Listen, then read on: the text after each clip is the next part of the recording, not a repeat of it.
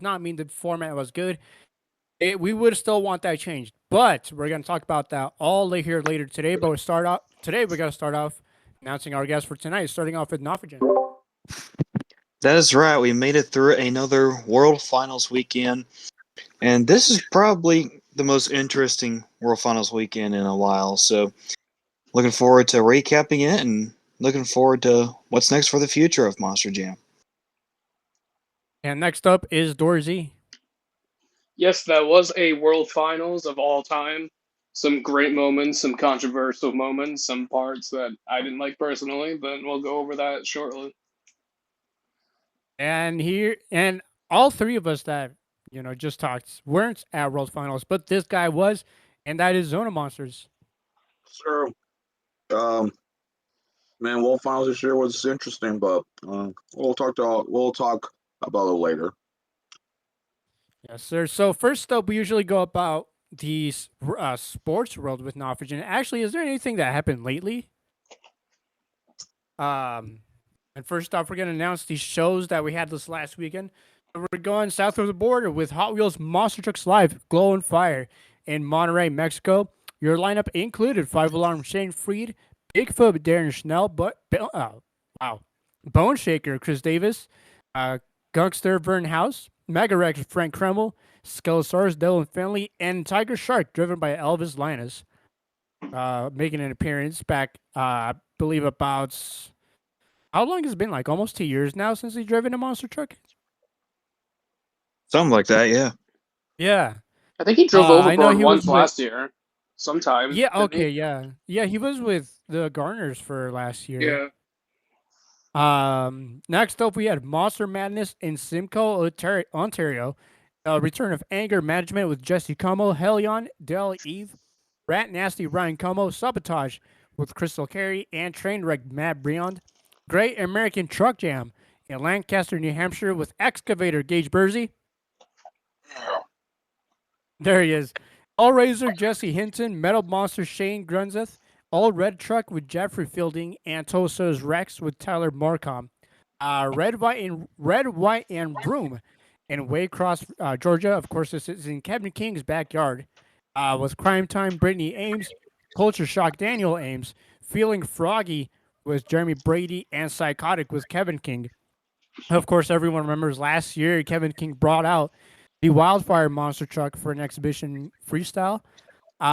Next up, we have WGAS and Pomona, California, with Aftershock Brian Leach, Jared Compton Anubis, Lone Wolf Stanley Hernandez, Temporarily Insane Tyler Rome, Unnamed and Untamed with Juan Munoz, and Jared Compton USA 1. Monsters of Destruction in Pleasanton, California, with Dragon Slayer Anthony Ritter, Rockwell Red Dylan Bartz. Whoa, with KCM? That's actually crazy.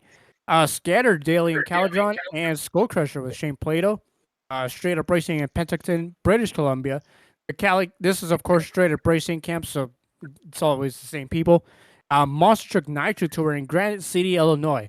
Barefoot with Scott Chisholm, or Chisholm, I believe. Barely Tame Rod Schmidt, Monster Patrol Brandy Schmidt, and Wicked Sickness with Mark Andrews. Legends of MonsterTrucks.com in Stoughton, Wisconsin. Barefoot Scott Kissel again. Barely Tame Rod Schmidt. Blue Ox with Jay Bozart. Monster Patrol Brandy Schmidt. And of course, Full Contact Racing in Del Mar, California. The infamous 12-hour unretirement of Monster Jam Lord after he announced he retired. Which, was interesting for a bit. But the lineup is even more interesting. As it includes Enforcer Brandon Galley, Gunslinger, making its return debut with Ricky Fowler, Hillbilly Tim Manchester, Lethal Injection Colton Fowler, Playing for Keeps with Tony Canito, and Wicked Strong with Jacob Galley. Of course, we also had Mayhem Monster Trucks in Gillette, Wyoming, with Double Trouble with Tyler Groth, Loud and Dirty Perry Como, Monster Moose Ryan Robinson, Psychopath with Pat Paquette, and we also had the all-new Edge of Your Seat Monster Truck Tour in Burley, Idaho with Captain USA Brandon Hall, Maniac Dave Smith, Nightlife Aaron Basil, Eric Swanson's Obsessed with Eric Swanson, Pretty Obsessed Misha Ferris, and The Veteran with Travis Groth. Of course, Full Throttle Monster Trucks in LaPorte, Indiana. We also have double Bigfoots in this show. Both Roger Gager and Thomas Borders driving. Um, Clumsy Monkey with Jasmine Borders, Dirt Crew, Evan Chandler, High Roller 3, Colton Kaiser, Who's Your Daddy, Chris Rogers, Maximus, Jared Smith, and Relentless with Brian Rogers. They were also in Rushville, Indiana. I believe this was actually prior to the Laporte, Indiana show. Brandon Overmeyer and American Outlaw, Roger Gager, Bigfoot, Country Strong with Eric Howe, High Rollers 3, Colton Kaiser, and Stomper with Dalton Vanskiok. Monster Truck Throwdown, and South Bend, Indiana. A lot of Indiana shows. Wow, I cannot get this. With Crush Station, Greg Wickenbach, Frontier Truck Parts, Elliot Miller, Frostbite, Kylie Kent, and the Haymaker, Brett Falvey. Love is Dangerous with Josh Eckel and Athena Kozel. Lumberjack with Zach Wickenbach. And next up, that leads the Monster Jam World Finals 24 from Salt Lake City. So before we get to all of that, we actually have to talk about a few things that happened in the press conference. The first of few things being actually was that the Monster Jam World Finals will be going back to Salt Lake City, July 4th, 3rd, and 4th weekend. So it is a year from now, where we'll be going back to Salt Lake City for another edition of the World Finals. Also in the press conference, it was announced that Tyler Duke will be making his full-time retirement from Monster Trucks. And we did talk about this the last couple of weeks when SoFi Stadium inadvertently talked about it, where he'll be making his last stadium day ride on their Megalodon. In the same time frame, he was honored with the Lifetime Achievement Award. And then, so as we go through the announcements, of course, World Finals being one of them, and Tyler Duke as well. The other thing is that Jamie Sullivan was out after she suffered a laceration to the face, just within the same week. Actually, just right prior before the press conference, I believe. So she was unable to compete at this year's Monster Jammer Finals, which meant MJ Solorio and El Toro Loco Yellow took her place in the skills competition, and of course that meant another bigger thing is that two drivers will advance to the LCQ and main field. So that was interesting because I don't know if they actually anyone caught it during the press conference. I don't know if they actually said how that was gonna work. I originally thought it was gonna be the same tournament bracket, but of course the two finalists still face off, and one is a winner, and the other they both still go final to main field. But they switched it up to there will be two finals, which is actually this was interesting because we've never seen two final rounds with two final winners.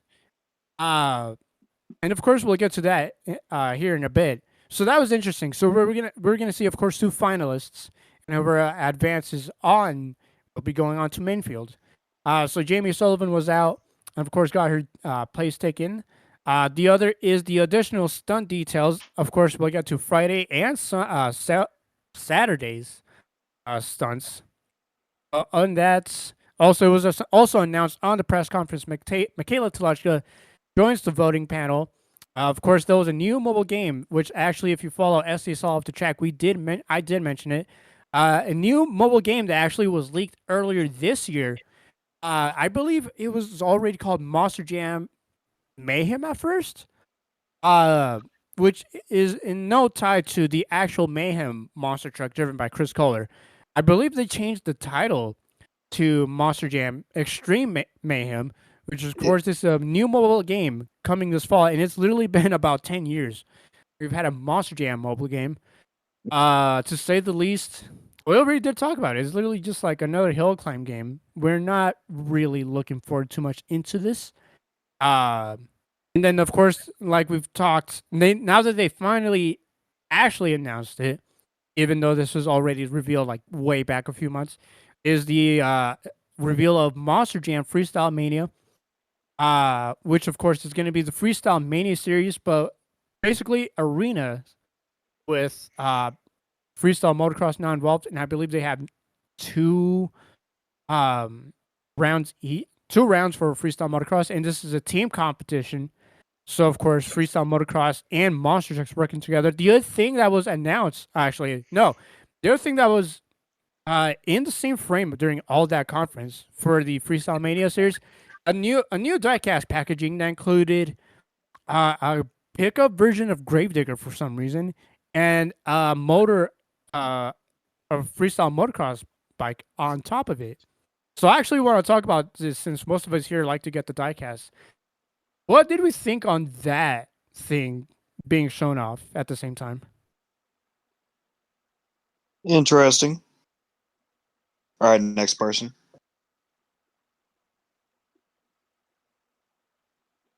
And that is all. No, but in all I have seriousness, no. yeah, no, I really don't have any opinions on it. It's just, it's fine. Yeah, I and have that's some words. yeah. Other than that, they'll be starting a freestyle mini series here in about a few weeks, if not a month. But other than that, we're gonna start getting onto the rest of the Thursday stuff. Of course, there was a couple of reveals. Actually, Max, I can't remember all of my off the top of my head. Which reveals did you get to see on Thursday? Oh, Thursday's pit party was interesting. I'll be honest. I did not see any reveals whatsoever. But I'll say probably my favorite truck I did like when they revealed Thursday was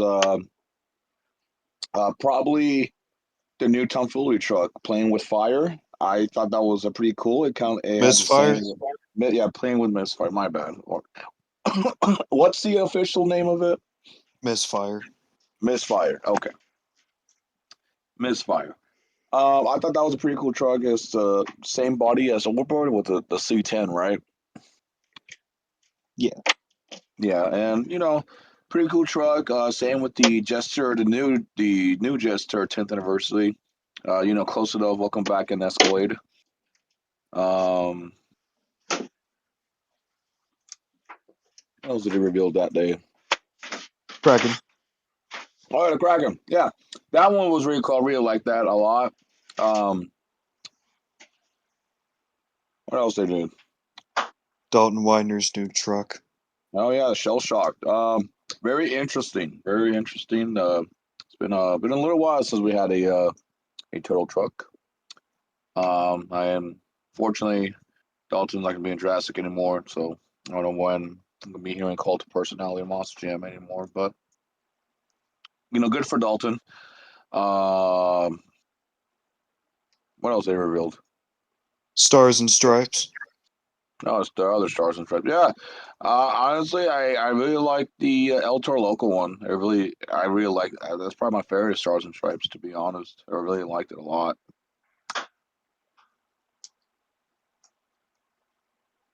Talk about these Stars and Stripes trucks. Megalodon got a bit of an updated look. Back in the last couple of weeks during the regular season, they gave it the normal black beadlocks, and here they gave it the red beadlocks. I actually thought it looked better like that instead with the black beadlocks. Uh, Also, along with Max, I actually kind of did it like El Toro Loco Stars and Stripes more than the render actually. That like I saw the renders are never right. And that truck in actual real life looked pretty awesome. Gravedigger Stars and Stripes, what we did get a look at. Back actually a month. Or no, over a month actually. The other thing is El Toro Loco Yellow. Uh, Man, was the render right on this one? Too much yellow. I know Nofagen agrees on that. Even though they fixed up the horns, where on the render it was an orange gradient going to yellow, and here they switched it around to purple, but still with the yellow. I think they could have changed that around. The purple gradient was nice. The purple tips were nice. I think they should have changed it around to like a reddish or orange horn. They didn't have to keep it yellow. Even on the original Torloco yellow, the horns were actually red. Um, what else? The flames on it were so much. I know this is where Nopagina actually agrees. The flames were so yellow, it makes more yellow to the truck. Hmm. Like it, Uh, it didn't At Go ahead. this point, you might as well call it El Toro Loco Yellow powered by Heinz mustard because it is Say a that again? mustard truck. The Say that mustard It again? bull. looked. El It Toro looked Loco Yellow powered by Heinz mustard.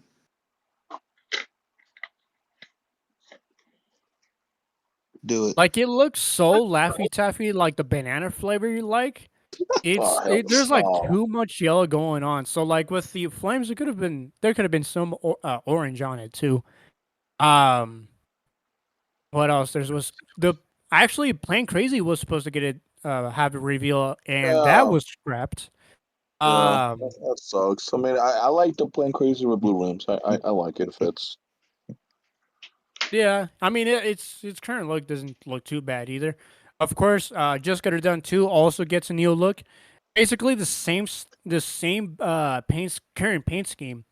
Only he moves up the Just Got It Done 2 logo a little bit smaller, more off to the side, and he's got Living on the Edge on the side now. So he has another sponsor on there. Uh, see what other reveals were there? I think that was it for Thursday. Yeah, I think that was because there's more on Friday that we actually have to talk about. So next up is Thursday qualifying and LCQ. So just for a quick brief, Fernando Martinez Ultralico Stripes held the fastest qualifying time with a 27.52 excuse me, um, which gives him the first seed in the bracket. Of course, second and third were Matt Cody with a 27.462 and Trent Robbins with 27.803. And we'll talk about LCQ here in a bit. After that was the qualifying for JCB Racing, and this was for Friday Racing. Was actually Saturday was right after actually. Um, so Friday's number one qualifier was Blake Granger Monster Mod Dalmatian with a 27.059. And Saturday's number one qualifier was Camden Murphy Classroom Crusher 27.076. So next up is the JCB Last Chance Qualifier. If I can find it, it was just here. Why did I move it? Okay, why do we have Monster Jam? Why do we have the qualifying? Oh wait, never mind. Whoops, my bad. So starting off with Last Chance Qualifier, just for quick. Actually, we'll talk about the track here. Actually, before we talk about qualifying in the press conference track reveal, they had Cody Saucier and Camden Murphy do a demonstration of how racing works there. Of course, it is like the render. There was modified jersey, which is pretty cool. But originally, they were going to have rollers before the main racing lanes, which kind of killed momentum. And a lot of people agree it was an ugly place to have those on there. And they kind of learned that, and they were like, yeah, they literally took them off at the same day. So into qualifying LCQ. I mean, a lot of people were hoping with Devin Winfield, Velociraptor getting a win. Tryon Robbins, Jersey Chain, a few people had basically Devin, Tryon, or anyone who thinks would actually go on to Mainfield. No one really had Fernando Martinez getting, having the fastest time and getting possibly going on to finals. So on to round one. Your winners were Tony Oaks and Thunder Roars, defeating Velociraptor, which there went Dorzy's pick. Vendetta defeated Megalodon, Ashley Sanford. Mayhem defeated Just Got It Done 2. Zombie Nitro and El Toro Loco defeats El Toro Loco Yellow. Which of course in the turn El Toro Loco Yellow rolls over and got it back on 4 BKTs. On to round 2, El Toro Loco Stars and Stripes defeated Thunder Roars.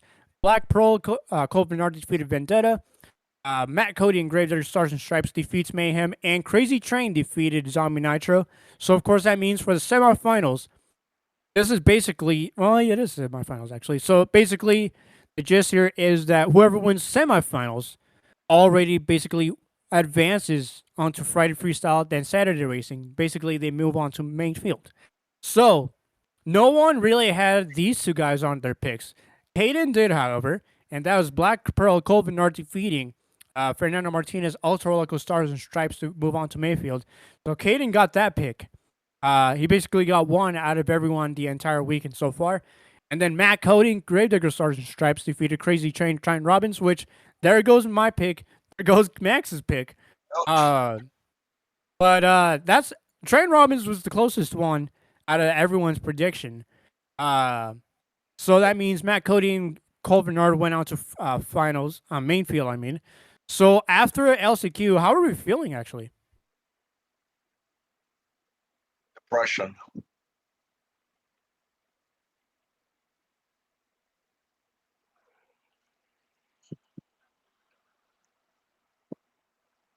Our thoughts about LCQ?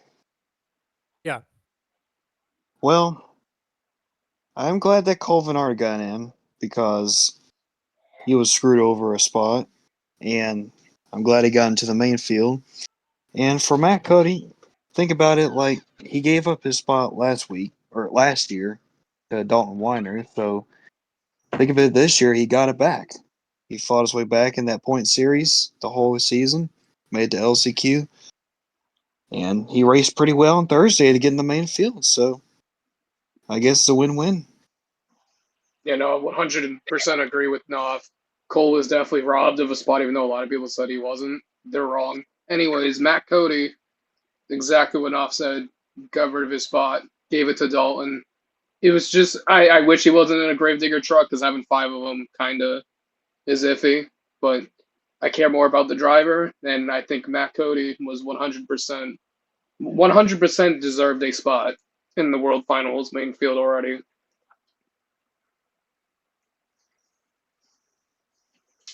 Yeah, everyone agreed about Cole Bernard. Matt Cody making it was awesome. And to qualifying for Friday I already said it actually. My bad. So that was Thursday night. Cole Bernard and Matt Cody advanced to main field. We'll start off to Friday, 4th of July. So that is the reveals we do have to talk about. Max, you saw most of those reveals. Which one was actually your most favorite? Oh man, that is a good question. Yeah, just a lot of what happened over the week. So I'm trying to think as fast. Can someone name all the reveals for me, please? I don't want to tell them to think. So first it was the three Gravediggers, the throwback Gravediggers. Okay, yeah. I really like all the diggers. I wish we had the actual legend. But it's the Tony Farrell's legend, which okay, but still, I just wish it was the actual legend. The red primer, oh my god, that was beautiful, very beautiful. Same with Grandma. Grandma was cool. And then the updated digger was all right. I might have to get used to that updated digger scheme. What's next after that? Sticking with company trucks, you had the Trolley Gummy Worm Sparkle Smash. Oh, yeah, I really like that one a lot. It looks better in person. Then you had the Rock and Roll McDonald's JCB Digatron. That one was actually pretty cool too. That was also better in person too. Avenger. I mean, close enough. Welcome back, 2019 World Finals Avenger, I guess. But I mean, I think in my opinion, this looks a little better than the 2019 one. But that's my opinion. It basically kind of looked like slapping the USA overboard scheme onto a Chevy. Yeah. Well, then you had Terminal Velocity. Honestly, I expected better from Terminal Velocity. For Saturday when he all he did was put back the original, then with the blue, I actually do like that. It fit way better than just blue. I mean, I'm not saying blue is a bad color. I expected more from Terminal Velocity. Wild Side. Wild Side was interesting. I had, at first I didn't really like it, but then looking back, I was like, okay, it's not bad. But I'll admit the cruiser on it looks good. Excalibur. Man, that one's amazing. Man. Love it. Love to have the gray one back. I mean, I'm hoping they can release the Excalibur Gray Crew shirt soon because I'll buy the whole stuff. I think that's it, unless anybody else can think of any. No, I think we did name them all. Since I eventually start. Max got to say a lot about this game, I do want to add like what my favorite one of the entire weekend was, and it is a toss up for me because I really did like Wild Side a lot, and of course Excalibur was awesome too. But I think my favorite was the Tomfoolery Misfire truck. That thing looked awesome, and I'm excited to see it in West Lab in a month. Yeah, I think maybe. Well, my favorite scheme that was in competition would probably have to be the Wild Side. I love anything camouflage, and I like how they also had the holographic Wild Side logo on it, kind of a throwback to last year's World Finals. And adding a different twist to it, it looked pretty cool. They did a pretty good job executing it. Yeah, in competition, Wild Side was definitely my favorite as well. I'm a What bit about of a you, toss Logan? up as I'm at a bit of a toss up as in for schemes. Um, because I did like Excalibur. The silver body looks so awesome. Um, the wild side looked nice. Of course, there's a bit of a story behind that one too. But it is hard to choose. They were all good. Maybe not Avengers, but I mean, really, like they were all good. I actually did like him. It is hard to come down to one. But if I did one for Independence, it's definitely Excalibur's. For the Feld trucks, I'm gonna have to go with Gravedigger the Legend. I don't care if it's on the Chevy panel van body. We've seen this body about 2 times, 3 times. Well, yeah, about twice already before this. And we have had the Ford panel for almost like a ton of seasons. Very last time we've seen that one was actually 2017. But the Chevy panel van actually didn't I didn't mind that. So those are my two favorites. The thing I do actually like to add as well, the Gravediggers, uh, Red Primer. Don't get me wrong, is absolutely awesome. It was absolutely awesome. Grandma, however, it was interesting. It is that one is the Ford panel body, no tailgate. However, for some Yeah, reason, it felt so weird. Like you're looking at a Gravedigger Legend body, but without the doors in the back. So I'm like, where is the spooky character at the back? Like, why is that missing? I mean, it looked cool, but like that, I'm like, it looks cool, but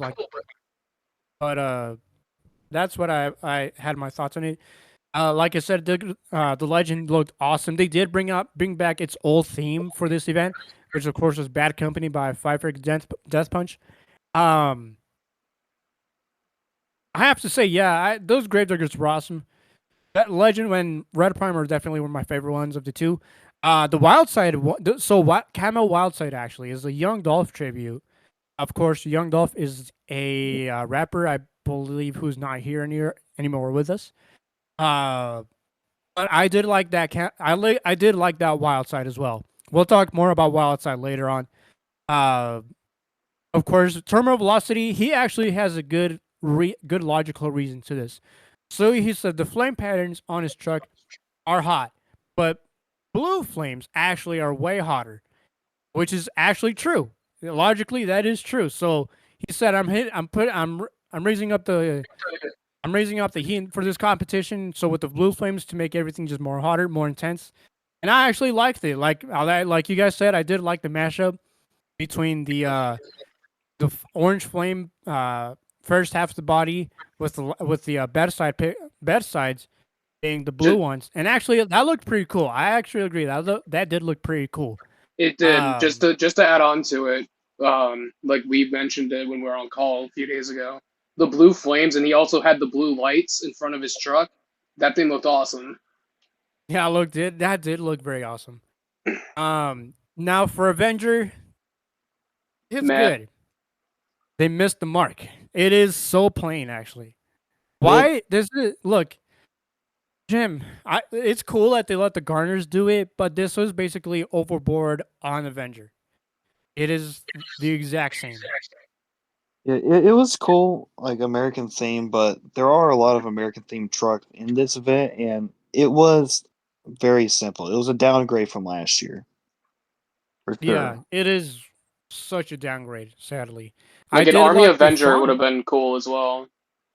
or even like if you did an American bald eagle on the sides instead of like the normal skull character, that would have been cool. Actually, would have fixed it up a lot. I did love the font that they used for Avenger, which is very 1776 like. Um, but yeah, Avenger just kind of, I mean, it's cool, but it just kind of misses the mark. It could have done more with it. Uh, and JCB Diggertron, I know you guys like to make fun of it, called the Ronald McDonald's JCB truck. I actually kind of grew fond of it. I didn't like mind seeing it actually. I like the white top with the yellow body. Of course the other parts are red. The rims with the bead locks were like a dark red as well. But I actually like the JCB 80 years anniversary scheme, which is something no other sponsor truck has ever done, especially like Moss Energy. That's something you would have seen out of because they've been around for a while. Um, but that's yeah, I actually like most of the schemes that were revealed this year.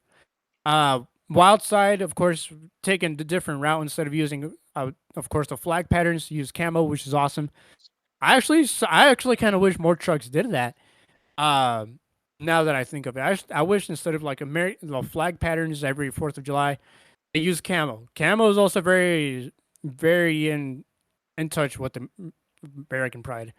Um, but on that, I like most of the reels they had for this year's finals. I hope I get to see some of them at some point. But now we're gonna start off with the 4th of July event.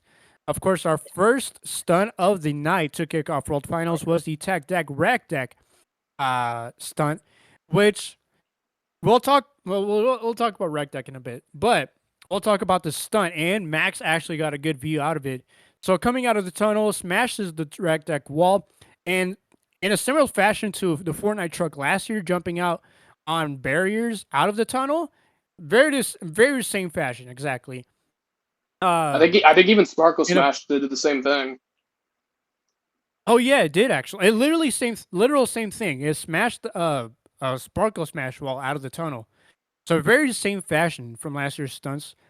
Um, of course, goes the donut, tries. No, actually that was later. Goes up to the standing racing lanes. And for the first time ever, maybe the only time ever, we've seen a monster truck do a grind on rails, which is kind of okay. It was not bad, but it was cool. And then there's another jump across on the big jump. I tried to go for a stoppie, but couldn't get it. I believe, and then to end it off, just did a backflip, and that was pretty much it. There was not much to the stunt. Of course, the body already started. Literally, not even a full competition it has done, and the body already comes apart. Um, but in that, Bryce Kenny comes out as the new driver tech deck reg deck. So Max, actually, with you, you saw this in person. What did you think of that stunt? Oh, it was cool that I was next to the tunnel when it came out. The actual stunt itself, I thought that was pretty interesting. Like you said, we've never seen anything a monster truck going through a rail, which I get. I understand it's a monster truck, skateboard monster truck. After that, I just kind of wish there was more into it.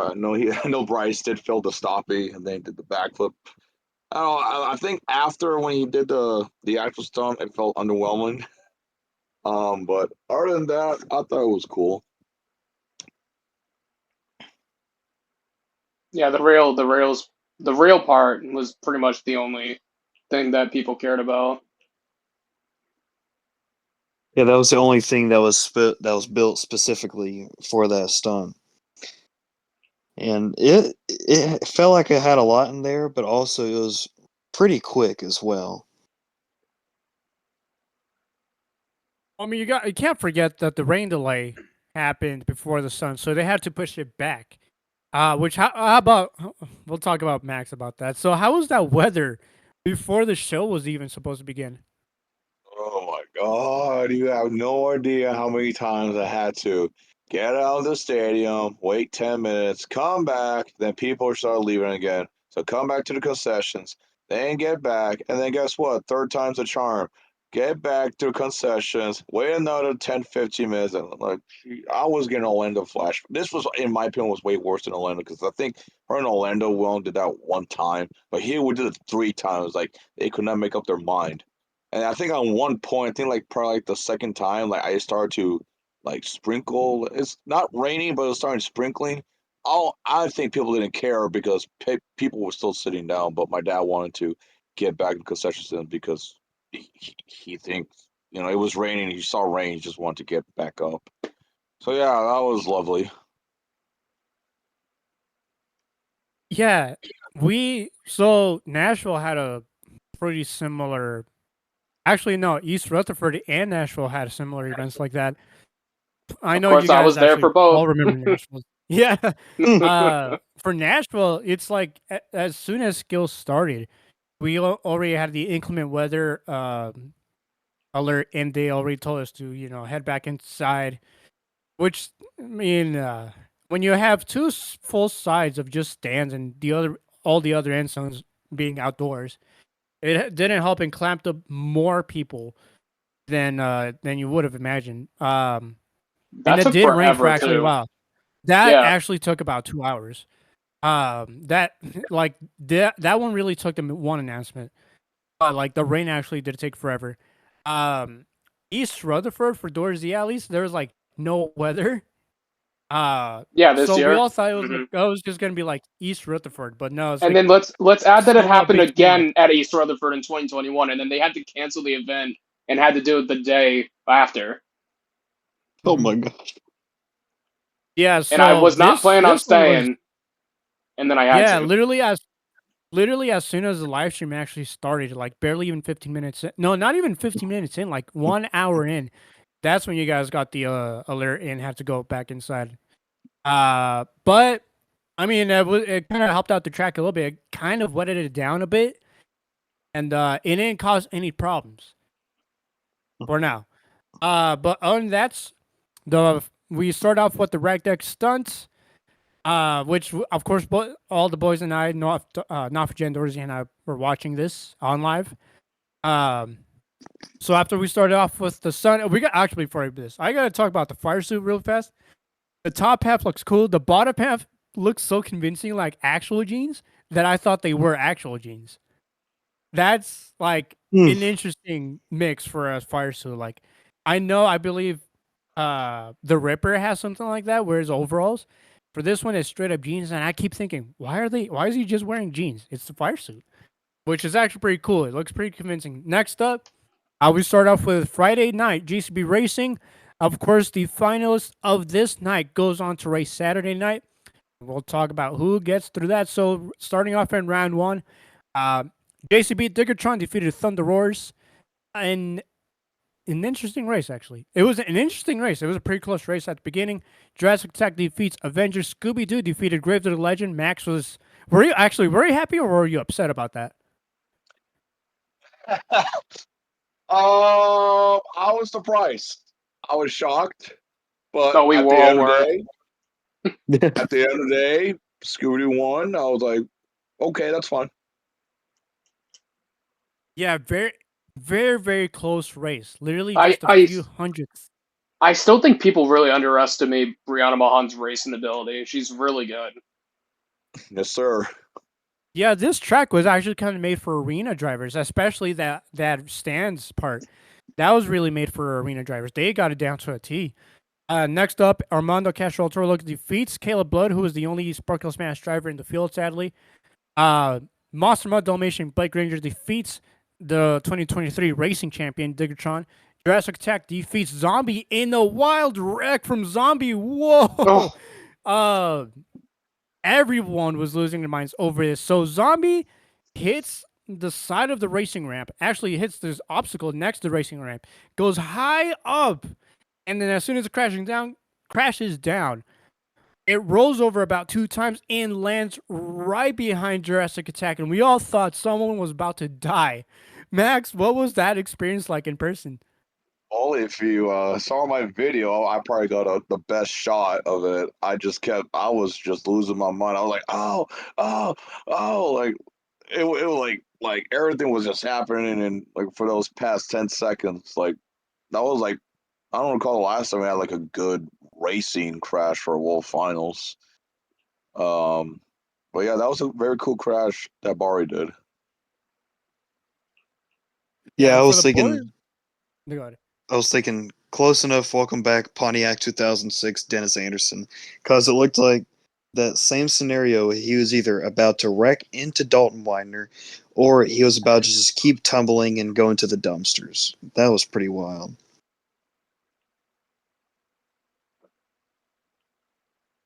Yeah, wild wreck that was. Next up, Megalodon Stars and Stripes kicking off his final World Finals, defeating Scooby Doo. Max, how did you feel about that? Actually, Actually, I didn't mind. I didn't mind that at all. I mean, yeah, sure, Scooby Doo lost, but hey, I was rooting for Todd all the way. next up, Gravedigger Tyler Meninga defeats El Toro Loco, going on to semifinals. Jurassic Attack defeats Blake Ranger and Dalmatian. Megalodon Stars and Stripes defeated Gravedigger. So next up in the finals, it is Tyler Duke and Megalodon Stars and Stripes defeating Dalton Weiner Jurassic Attack, which means Tyler Duke advances on to Saturday night for the racing championship. Max, in person, I know you both live in the same state. You're a big fan of his. What do you think on that win? Yeah, when Todd won Friday's racing, I was happy. I was like, oh my god, we're basically getting back my Militia 2015. He was fast. I was like, wow, like I'm like he's actually carrying for this truck now, which I'm happy. Yeah, and then compared to the streams, how were we all reacting for this? I was This was honestly very awesome. excited. You can go first. Yeah, that was awesome. Like out of nowhere, like where was this Duke these past few years? Like beating everybody left and right, and moving on to the finals. Unfortunately, we had to wait a whole day to see if he would win the actual world championship or not. Thank you, Format Jam. But that was cool to see Todd back in the racing finals, and it's been a long time coming. It was great to see him back in there. Yeah, this season, Todd had a terrible racing record. He didn't get a single racing win this season at all in Stadium West. And then out of nowhere, he qualifies second. I believe he did have the second fastest time of like all 24 competitors as well. And then he wins the Friday bracket, which I highly doubt anyone predicted. But man, it was awesome to see prime Todd LeDuc back. Yeah, it was awesome seeing Todd move on to the finals, which of course meant Jurassic Attack is going to move on to the third place race. Of course, we'll go to onto that race later on here in a bit. We're going to start off with the Utah Sports Commission two-wheel scales, and boy, this reeked so bad. It was so boring, really. Of course, we're going to do our reactions right after. But, so we're going to go off with the top three. Actually, we're gonna go off through the competitors. Of course, we had Tristan England, Diggatron, Weston Anderson, Red Primer, MJ Solorio, El Toloco Yellow, John Zimmer Jr., Terminal Velocity, Blake Ranger, Dalmatian, Ryan Anderson, Son of a Digger, Tyler Meninga, Gravedigger, and Armando Castro, El Toloco, last year's reigning champion. Just to get it over with, it was Tristan England, JCB Diggatron with literally the two same moves. Stoppy and nose wheelie. Looked like he tried to get a wheelie out of it, but he actually on the second round, he actually got it to move across the pod, or halfway at least. They're literally both the same moves out of everything that everyone also did, and this was something. This probably should be the sign of remove skills altogether because this is just not fun. So new champion and now two-time champion, JCB Diggatron Tristan England. So, of course, with the live reaction first, Max, how are we feeling about this? I'm not sure when Tristan said this, but he said he was going to attempt something new. This was not new. This was just plain old Tristan England, man. I really don't know how that, like, especially Weston, he fumbled. he fumbled in his two moves. I wanted Weston win skills, but I just don't know what he was trying to cook up. And yeah, the skills was just it was something, man. This had to be the worst skills competition at World Finals. Not counting Nashville, because unfortunately that downpoured and then that ruined it. But man, we had 16 different attempts, and like no one could do anything on this track with two wheel skills. Zimmer Jr. had an awesome second attempt and almost made the reverse backflip and was so close to hitting it. Like I legit thought Zimmer was gonna get it. I will say first off, shout out to Monster Jam Solorio for not only doing very well as a fill-in driver, but finishing on the podium.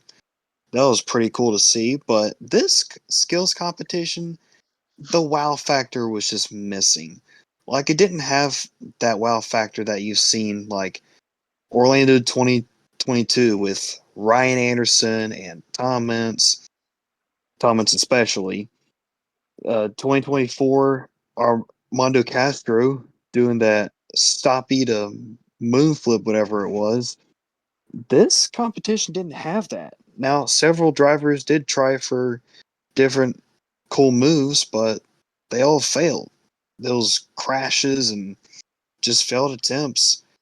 And that really killed the mood for the skills competition.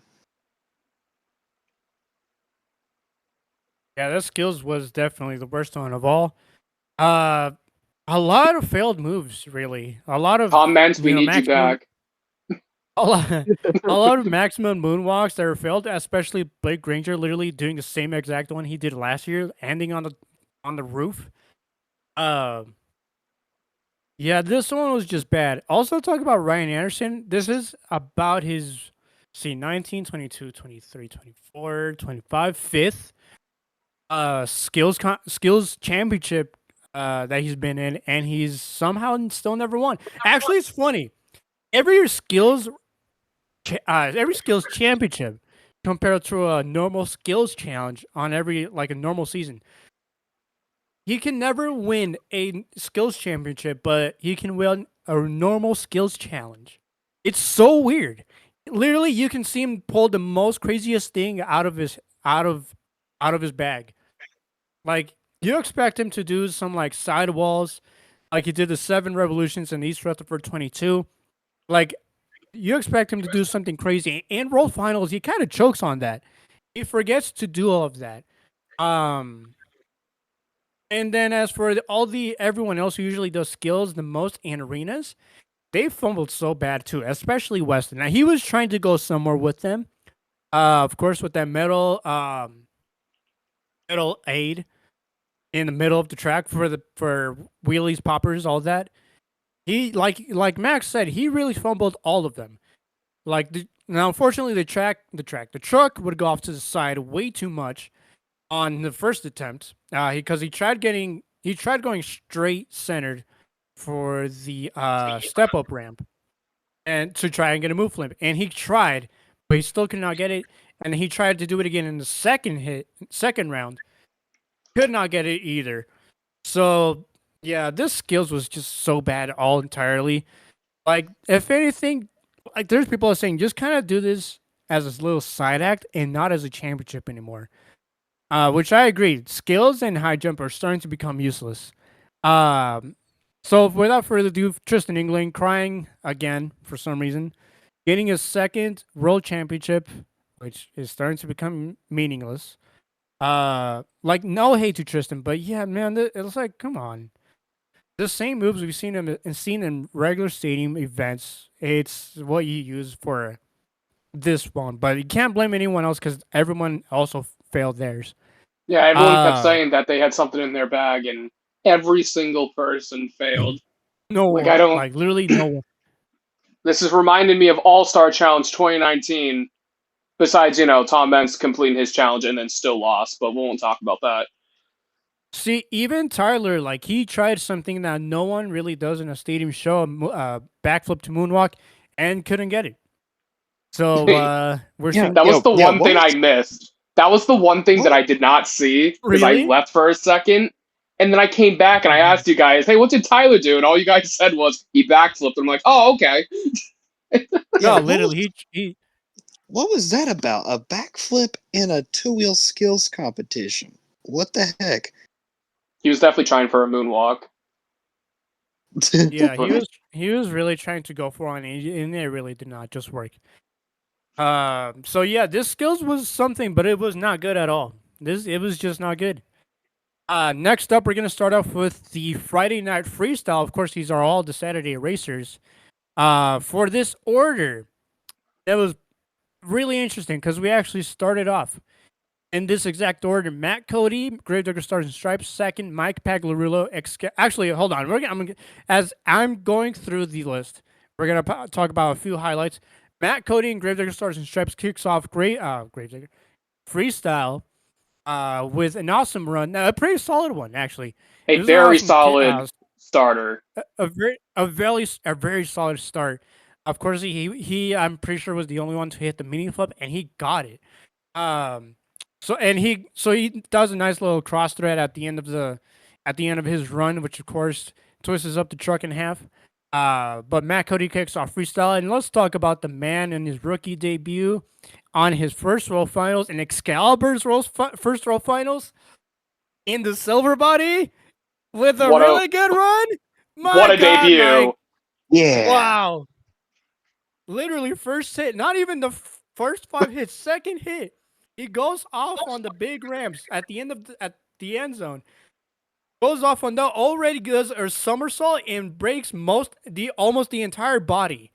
Um, Goes on a few more hits. Does two straight backflips, one after the other, and breaks the body some more, um, until that body is no more, literally, and then ends up getting rolled over. Next up is Cody Saucy. Actually, Mike Pagliarulo held on lead. Let's talk about he held on lead up until the end of the night, uh, which is so awesome for Mike. Next up is Cody Saucier, barely even 3 hits in. He goes big, but that racing lane bites him. I'm saying like those spaces, those gaps in between the ramp, actually for those cross threads, those little spaces kind of bit everyone, and it bit Cody Saucier the most because he did That he go got hard, hurt. He but legit did yeah, get it hurt. got it. Yeah, like it got him the most. That crash did look a little bit scary. He like you said, he did get hurt a little bit. But he ended up fine for Saturday. But yeah, that was a pretty nasty hit. Next up, Cole Bernard. Pretty great run. Not really memorable, honestly. Next up is John Zimmer Jr. ripping up the entire body with that blue terminal velocity. Does a backflip that almost misses, but he just barely got it, crunching up the entire nose of the truck. Which was a great run, but was not enough to get lead. Next up is Chris. Just to add Okay, one more thing to Zimmer, he did all that in first gear. That was one of the best first gear runs I think I've seen from a driver. yeah, that was awesome. Next up, Kristen Anderson, Gravedigger Grandma. Oh boy, Max, how was this in person? Which freestyle run? Kristen Anderson's. Oh, lovely. Definitely driving like a grandma, No, right? this was definitely her worst run yet. Uh, Yeah, like she actually did pretty solid last year in LA. yeah, I mean she of course she had the back tires after she did the mini flip, but yeah, this was not it, Chief. Man, was interesting.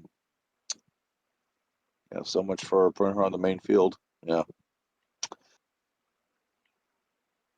Next You up, know, Bryce Kinney in the Monster Mud, making his last freestyle with Monster Mud before he goes on to Rack Deck.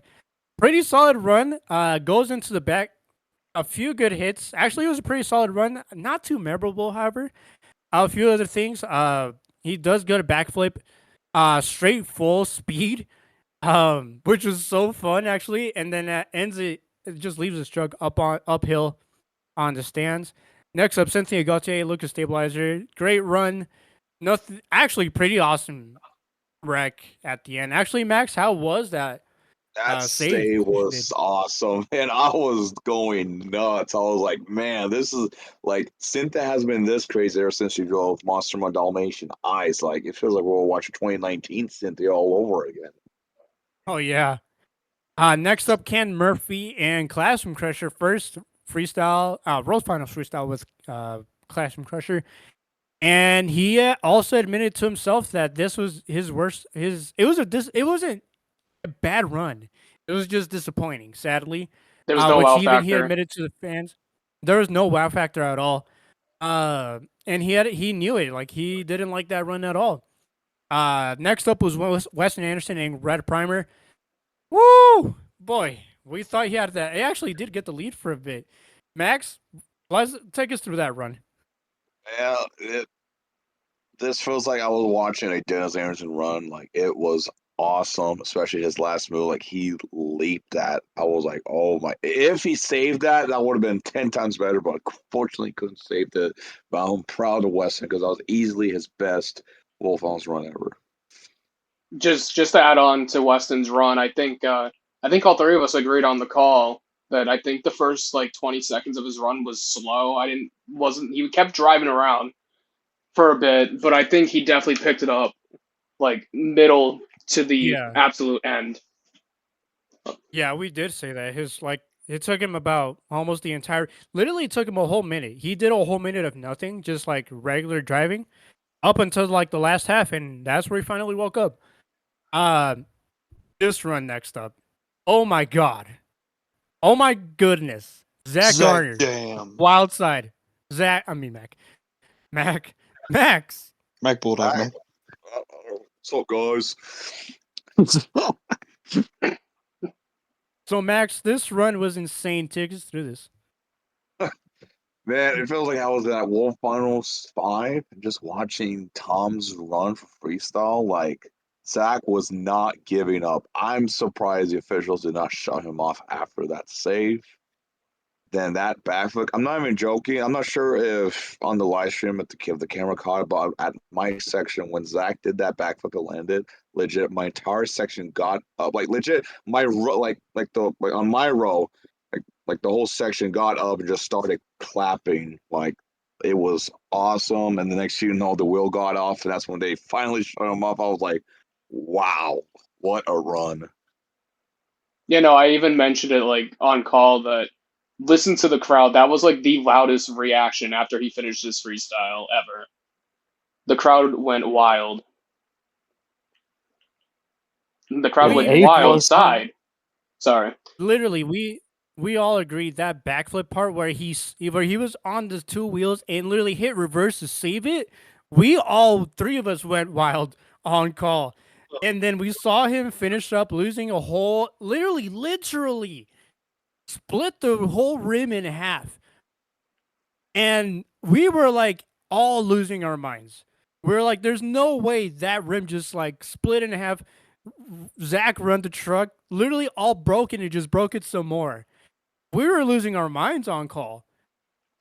just And just this one, good. just take that rim and put it in the International Monster Truck Museum up in Butler, Indiana, because that Oh is a yeah, I piece of agree. history Oh, they're right definitely there. going to. They're not gonna. They're probably. There's no way there's no way you can fix that. Actually, it's No, No, it, done. do it's you see yeah. what happens when you don't shut off a truck for just a slightly broken tire? You get magic, and that is what Zach Garner did.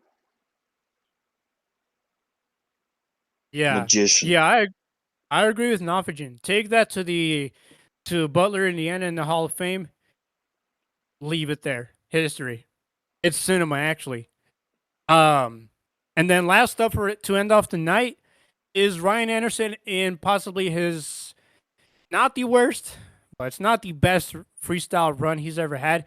It's even funnier because on Heavy D's Instagram story, Dennis was you can hear Dennis say, "Man, this is a sissy run," and everyone agrees this run was actually kind of terrible. Even Ryan agreed. Um, Even Ryan did not like that run either, but like it didn't. It was not a Ryan Anderson run. But I guess he did all that to prove that this format still sucks. But yeah, Max, how was this run live? It was very basic, and I do want to point out I kind of wish like it looked like he was gonna go to a second backflip where because where he was trying to do that second backflip, I was legit like at that row and they shut him off. I'm like, bro, come on, like seriously, they couldn't let him do that backflip. Like I know like time is off, I know it's not gonna count or anything, but come on, just let him do that second backflip. But he shut him off, which was very stupid. But yeah, that run was like very basic. Yeah, that run just kind of sucked. But I mean, there was a lot of momentum going on to Saturday night because Zach Garner was leading off freestyle heading on to Saturday after that awesome run. What was the actual highlight that you thought after Friday night? Definitely Zach's run was definitely the highlight of the night. Yeah, there's nothing that can beat that. It's definitely Zach Garner's freestyle run. And maybe Todd Leduc winning that Friday bracket was awesome to see as well. There's also one more thing I want to add, which I thought was awesome that Feld did, was during the national anthem, Tony Oaks came out just by himself with the American flag. I thought that was such an awesome touch because, of course, he's a former, I think, what is it, military veteran? Yeah. So He's I a veteran. thought So I thought that was an awesome shown of respect to Tony.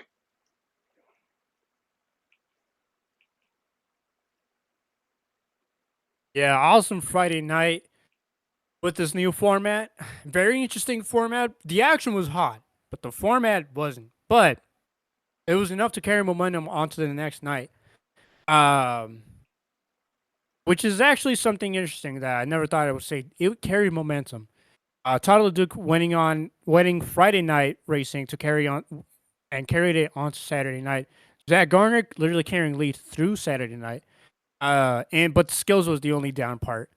Of course, the weather being another one, and the stunt was somewhere in between all this. It's not terrible. It wasn't good. It was just mid. Uh, but that was Friday nights. Of course, they ended off with the 4th of July fireworks show presented by Vetix, which of course we also did watch this on a live stream. It was pretty cool. It was actually pretty cool. I was like we kind of wished we were there to witness that, but it was pretty cool. Um, Even there's seeing all wild the side. trucks on the field as Yeah, well that was was cool to awesome. see. Like all of the trucks that were in pit party, even shell shocked, were all on display in the track. So Wildside carries a 8.713 in heading into Saturday's freestyle. So next up is 5th of July World Finals. Of course, we're gonna start off. Nothing else to affect. No more reveals. Nothing that this and that. Of course, high jump competitors pick their numbers for high jump. Of course. Um. So of course we're gonna start off with the JCB smash spot stunt that was pretty. Actually, that was pretty cool. I ain't gonna lie. I still have not seen the whole thing, but I've seen the jump. That is pretty cool. The bot in the little floaty thing with the launcher thing, that was actually pretty cool. So Max, what was this like in person? Well, if you go back to my video of the stunt, oh man, if it's one thing I hate when it comes to recording, monster trucks is like, it's like, how are you late to an event? And when JCB was about to like go right, I had like a family of four coming through my way. I'm like, oh my god, are you kidding me? Like, where were you guys before? Like, how are you guys late? Um, yeah, the action stunt itself was pretty cool. Even my dad recorded, which was funny because my dad doesn't record anything, but he thought it was pretty cool too. It was definitely better than the rec deck stunt. Well, for sure. The height that Tristan England got on that jump was incredible, but that landing, geez, that was rough. That had to hurt. No way.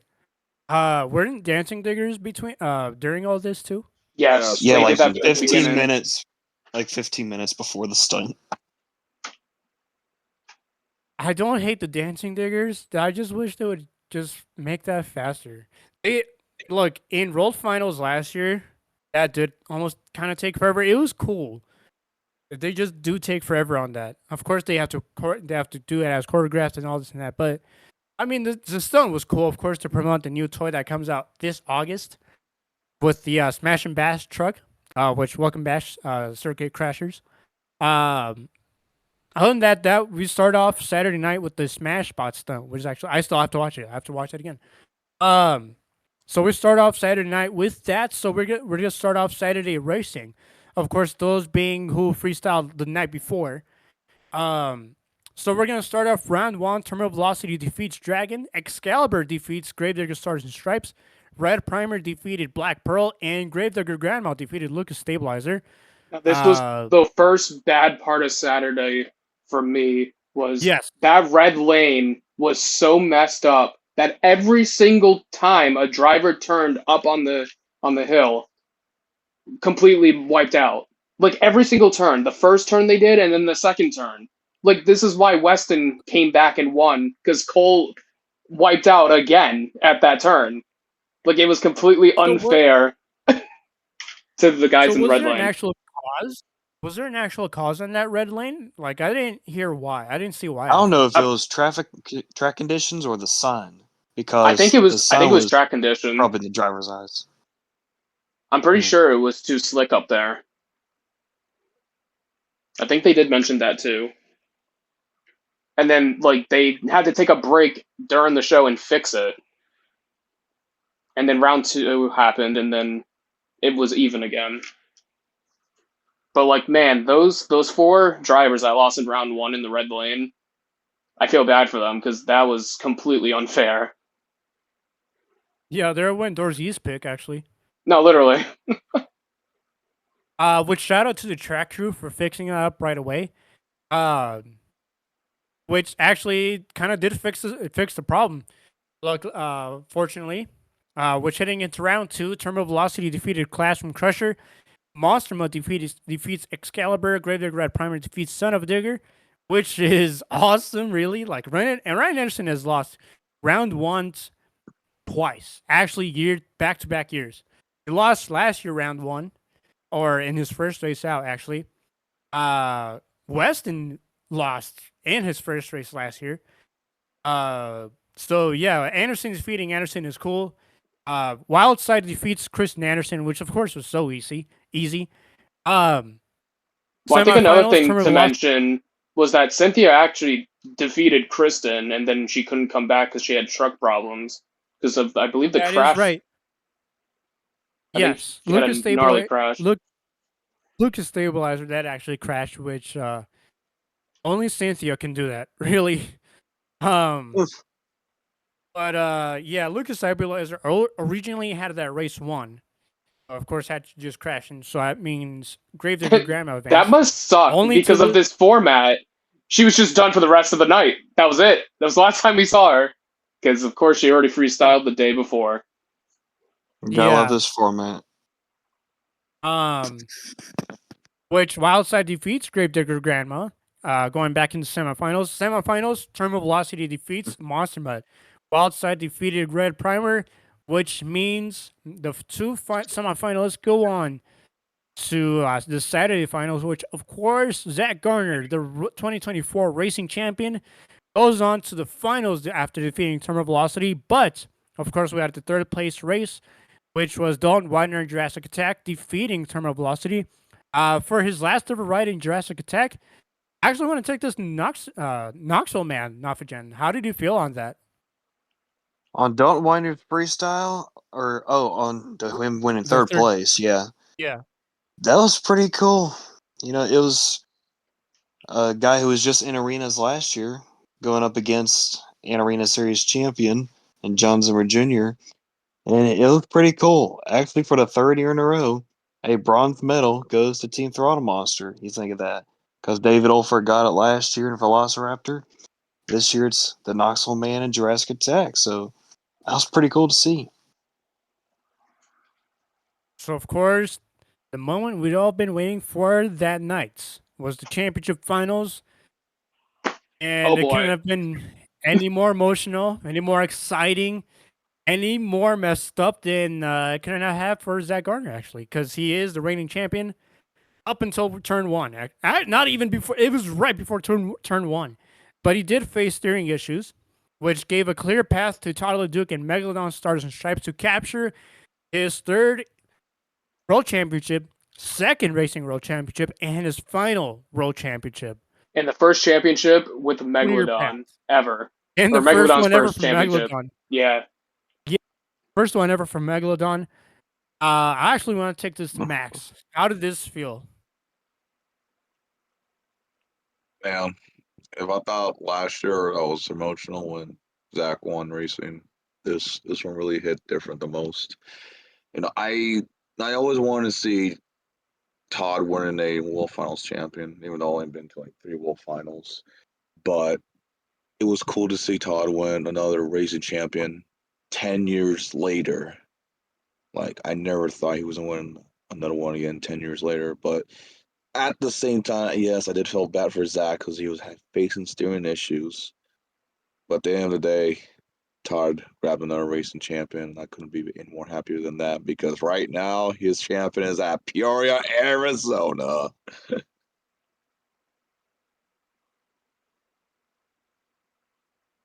Oh, for the final time, Tyler Duke is a champion once again, three-time champion, and going out like one. Which of course he had one more. He had one more go to get another one on the same night. Of course, he had freestyle later on. Uh, so of course that was one champion. That was the second championship being crowned of the entire weekend, which we have two more to go on Saturday night. Next up, we have the high jump championship presented by Lucas Oil. Oh man, this was interesting. Of course, for high jump, we had Ryan Anderson, son of a digger, Cole Stevens, the reigning champion, Thunder Warriors, Jim Kohler, Avenger, Caleb Blood, Sparkle Smash, Camden Murphy, Classroom Crusher, Barb Sour and Zombie, Jamie Garner, who actually took place for Zach Garner in Wildside since he had a broken truck to fix up. Jamie Garner took it in his place, which I'm glad it was Jamie instead of Tyler because Tyler was also standing. Uh, which Jamie actually got podium too. He actually got a 17.969 feet. Bryce Kenny de Mossima almost got it. He got a 20.078 feet. And your champion for the third time straight, not even straight, for the third time, we're going to talk about Ryan here in a bit, is Ryan Anderson, son of a digger, with a 23.242 feet. Third high jump championship. So this was just like skills average. Actually, no, it was high jump was actually more average than skills was. Skills was terrible, but high jump is just high jump. It's the same thing all over again. It's a little bit funny because Thunder Wars hit the brakes a little bit too early and got the shortest height of all time. He literally got a 7.79 feet. The shortest height that's ever been recorded in high jump history. Um, which is funny. That was just like unintentionally funnier than it should have been. Um, but Ryan Anderson claiming another championship, and this one being a third high jump win doesn't really look all good. Actually, we were just talking about this earlier with people. Um, he is now a 5-time champion, but 3 of them are high jumps. I actually want to take this to Max first. How are we feeling about that one? What was the question again? About Ryan Anderson high jump. How did we feel on that? Good for him, but just the fact that he now tied Adam with 5-time world champions. But problem with Adam, out of all the 5, Ryan is one run racing, one freestyle, and the last 3 is just high jump. So like, in my opinion, I really don't count those as champions. I only count, like, my opinion, champions are racing and freestyle. But like Ryan is like what you said, Lane. Ryan is known for his skills, and throughout the times that Ryan's been beyond the skills, world finals, he just can't win. It's like, how are you choking so bad when it comes to skills for world finals? I 100% agree. Like when people are saying that Ryan has now tied Adam, something in my gut made me kind of upset about that because Adam's never put into these other competitions like ever. He's never in skills and he's never in high jump. So it's kind of hard to compare him when Ryan's always put into every single one of them. And then do you just And count them? by the end of the decade, Ryan is going to be a 10-time World Finals champion, and 6 are going to be from high jump. I wouldn't doubt it. Because it seems like he's like the only one that knows how to do the high jump. Like everyone was around in the 16s, 17s. Ryan got a 23. Like it wasn't even close. Bryce was the closest one with 20.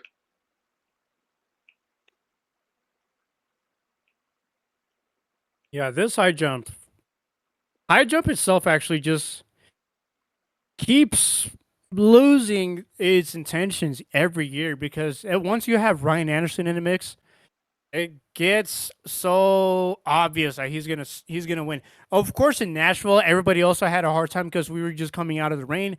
Track is still wet, and everybody just couldn't get the hang of it.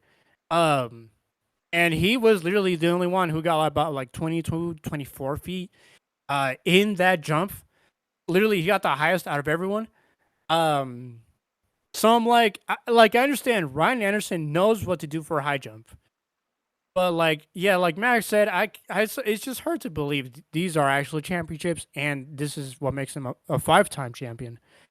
So yeah, hard. I don't know. This just feels like these really shouldn't be championship competitions anymore, and just regular side acts. Like you have this truck competing here and that just to make up time. That's it. Or just drop them in general. Honestly, go back to racing and freestyle like the old days. Yeah, Ryan Anderson is now a 5-time champion. 3 of them through high jump. That's something to say. Next up is BKT Senator Freestyle. And Oh boy. once again, Wild Side still carries the lead after that awesome freestyle run from Friday night. So first off, we start off with Dalton Widener and Jurassic Attack. Not much. I mean, it was a good run, but not enough. It wasn't really solid enough either. I think it was just It was a decent run. okay. Yeah, it was fine. It was all right. There was no wow moments, but it was just a nice, decent like stadium freestyle. Yeah. Which of course that is now his official final ride with Jurassic Attack. Now moving on to Shell Shocked this summer. He's actually going to start off Shell Shocked in Toughest, I believe. Which is not far off. I think they're going to start doing shows here in the fall or in August, I believe. Which with Lamar being one of them and Puebla, I think. No, actually, it's Lamar. Actually, he's going to start off in Lamar with Shell Shocked. Next up, Armando Castro Torloco had a great run going on, but not too much as well. Crashed near the end of time, which didn't give him much of a lead as well. Actually, not even a lead. Didn't give him that high of a score as well. Next up, and I'm scared to talk about this run actually, because this one was interesting. So it's Tyler Duke Megalodon Stars and Stripes. Normal run like always. But we know at this point it's a normal freestyle run because his body just can't take it anymore. He can't really take the big hits. But he acknowledges this is his final world finals ever, and he wants to go a little bit big. And big he did. First big air, first big like Duke leap out of one of the sides by the blue sides actually. Goes high, almost crashes straight into the backflip container up on stands. Had a decent run going on, not much to it, and to finish off his final run. Oh boy, this is the hard part because he actually does hurt himself at this point, and actually, the body couldn't have come off at such a bad time too. So for his final jump, it is a big one from the blue side as well. The same ramp that Weston Anderson hit. Goes up, he goes high, but as soon as he hits the pod in the middle, or the start line in the middle, the truck hits hard. But this is the part that actually scared everyone the most. And this is what I'm saying. The body couldn't have come off at such a worse time. Because onto the fans that were to the right side of his truck, you could kind of see the impact that he takes. Even on the camera on the live stream, it kind of sees that impact that he took. It is so scary to watch. It is awful to look at. It is nasty, actually. Um, because as soon as he took that hit, he kind of moves out of his seat. His helmet moves, hits the steering wheel, which is so ugly to look at. I even was scared to even watch this run ever again. Um, so I know in his belt apparently did break, or either that he uses something else that no everybody else apart from what everybody else uses. After that he takes another bump, gets hit again, and body comes off completely. The truck is stopped. Thankfully, he's moving, but he is in so much pain. You can clearly look at it. He took like a whole minute to get out of his truck. Camera stayed on him, and it was so obvious he was in so much pain after that. That was a really scary moment for Toddler Duke, and this is probably the best reason why he's retiring because he just cannot take that anymore. And his final hit was that. That was the worst hits I've probably ever seen on modern day monster trucks, especially with the new safety features they have on seats. That was the worst one I've ever seen. Like literally, I was so scared that he probably would have got gravely injured, but luckily he is okay. Maybe I got a concussion out of it, but that was so nasty looking. So for Max, I would hate to bring this up to you, but what was this like in person? Well, on the video, of course, like you said, on the right side, everyone saw what happened. But I was sitting at the left side, so I don't even know what happened when the video that you sent me yesterday.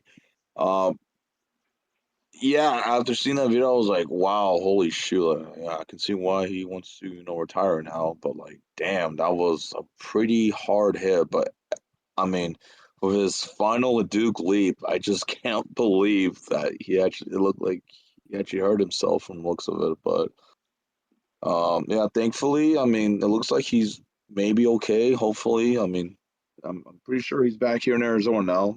Just taking a good break. I don't know when he'll be back, but on the press conference, he said that he'd probably be a fill-in driver for some time if something happens. So yeah, um, I'm glad Todd is okay for now. And for those on the stream, we didn't notice this at first until later in the night. So what did what were our thoughts when this happened? It was a scary thing to watch. You know, I mean, it was cool to see him go out with a bang, really, with his last little Duke leap. But you saw his reaction. It looked like it hurt. It was pretty scary to watch. See, the first thing that came to my head is it just curse for drivers to announce that they're retiring and then something bad happens to them? Because it seems like it happens now. That's the first thing that came to my head when I saw that hit. Yeah, it is so weird for retiring drivers. Uh, Dennis, even though he never announced a retirement, he got hurt on his last season. Tom obviously got hurt on his retirement tour. Medusa actually got hurt before her retirement tour as well. But Tyler Duke at least got to finish it out on a bang, but not the way that anybody would have wanted it. Getting hurt especially, but at least he completed it. But yeah, I'm glad he's okay after the impact. He's definitely gonna need a lot of time to heal after that because that is an awful hit. Full body hit, like his first half just kind of fold on all entirely. Hit in the head, straight up hits the wheel. But I'm glad he's okay. But after this, I'm kind of glad he's done. Sadly, but he's probably and that's why I'm glad he said part time. But I'm like, I don't think he's gonna want to come back after this. I don't think he's gonna be able to do that anymore. But Tyler Duke finishes up his last run ever. Next up is Jim Kohler and USA Avenger Part Oh Two. god. Um, Typical Jimmy, World Finals Jim Kohler freestyle run, it seems I like. like watching this run makes me realize, yeah, I see why they put you out second last year, bro. Jimmy, what are we doing now? I know you want to go big again, but I mean, you're not even taking the right hits anymore. Like, what are we doing? That was just a weird crash he had. Next up, Colt Stevens. Woo! Talk about big hits. This guy had a decent run going on up until the final hit, and that's when we all realized Colt Stevens and front ends are not best friends. They're mortal enemies. Because as soon as he after landed that middle pod, he goes on to the next ramp and straight nose dives into it. It breaks the truck again. It breaks the truck. So what a big crash for Colt Stevens and Thunder Wars. Next up is Caleb Blood in the ugly yellow Sparkle Smash, which we'll talk about this real fast. How is that yellow Sparkle Smash in person, Max?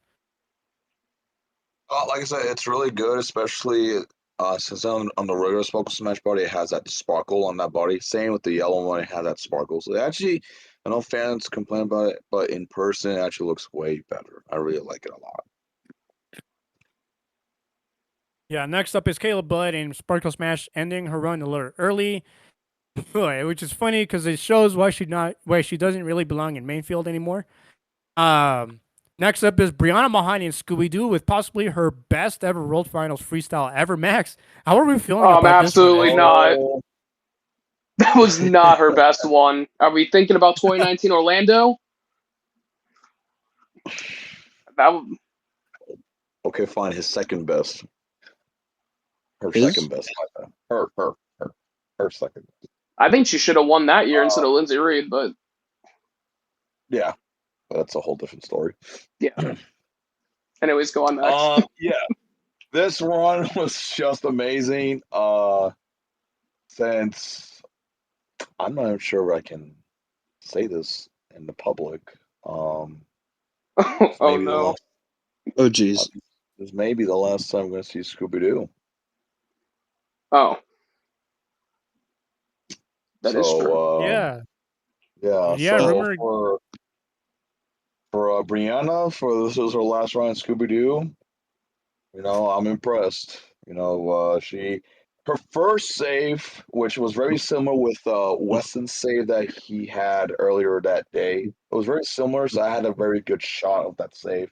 But the second save, oh my God, man, I never screamed so hard in my life, man.